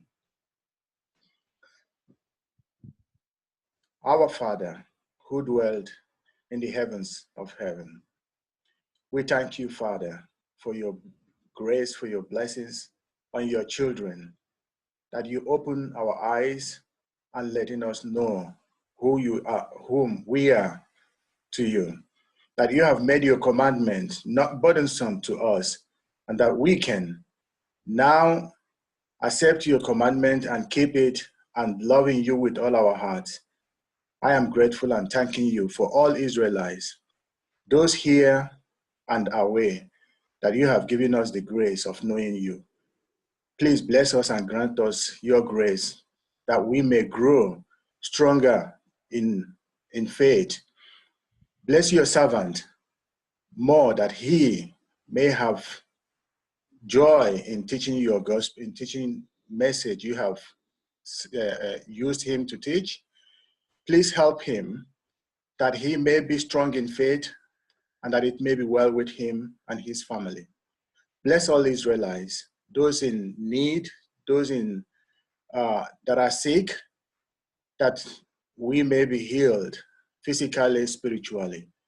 We love you, Father, and we pray for your grace for this day, that it may be well with us, because we pray through Yehoshua, our Messiah. Amen. Amen. Amen. Wonderful. Thank you so much, Amen. brother. Thank you. Wonderful Thank prayer. you. Amen. And for those Hebrews who will be joining us tomorrow for classes at 1 p.m., I hope to see you all. And with that, we're going to say shalom, shalom, family. Love you all. Stay strong, stay sharp. May the Most High bless and keep you all until next time. Shalom, shalom. Shalom, shalom, family. Shalom.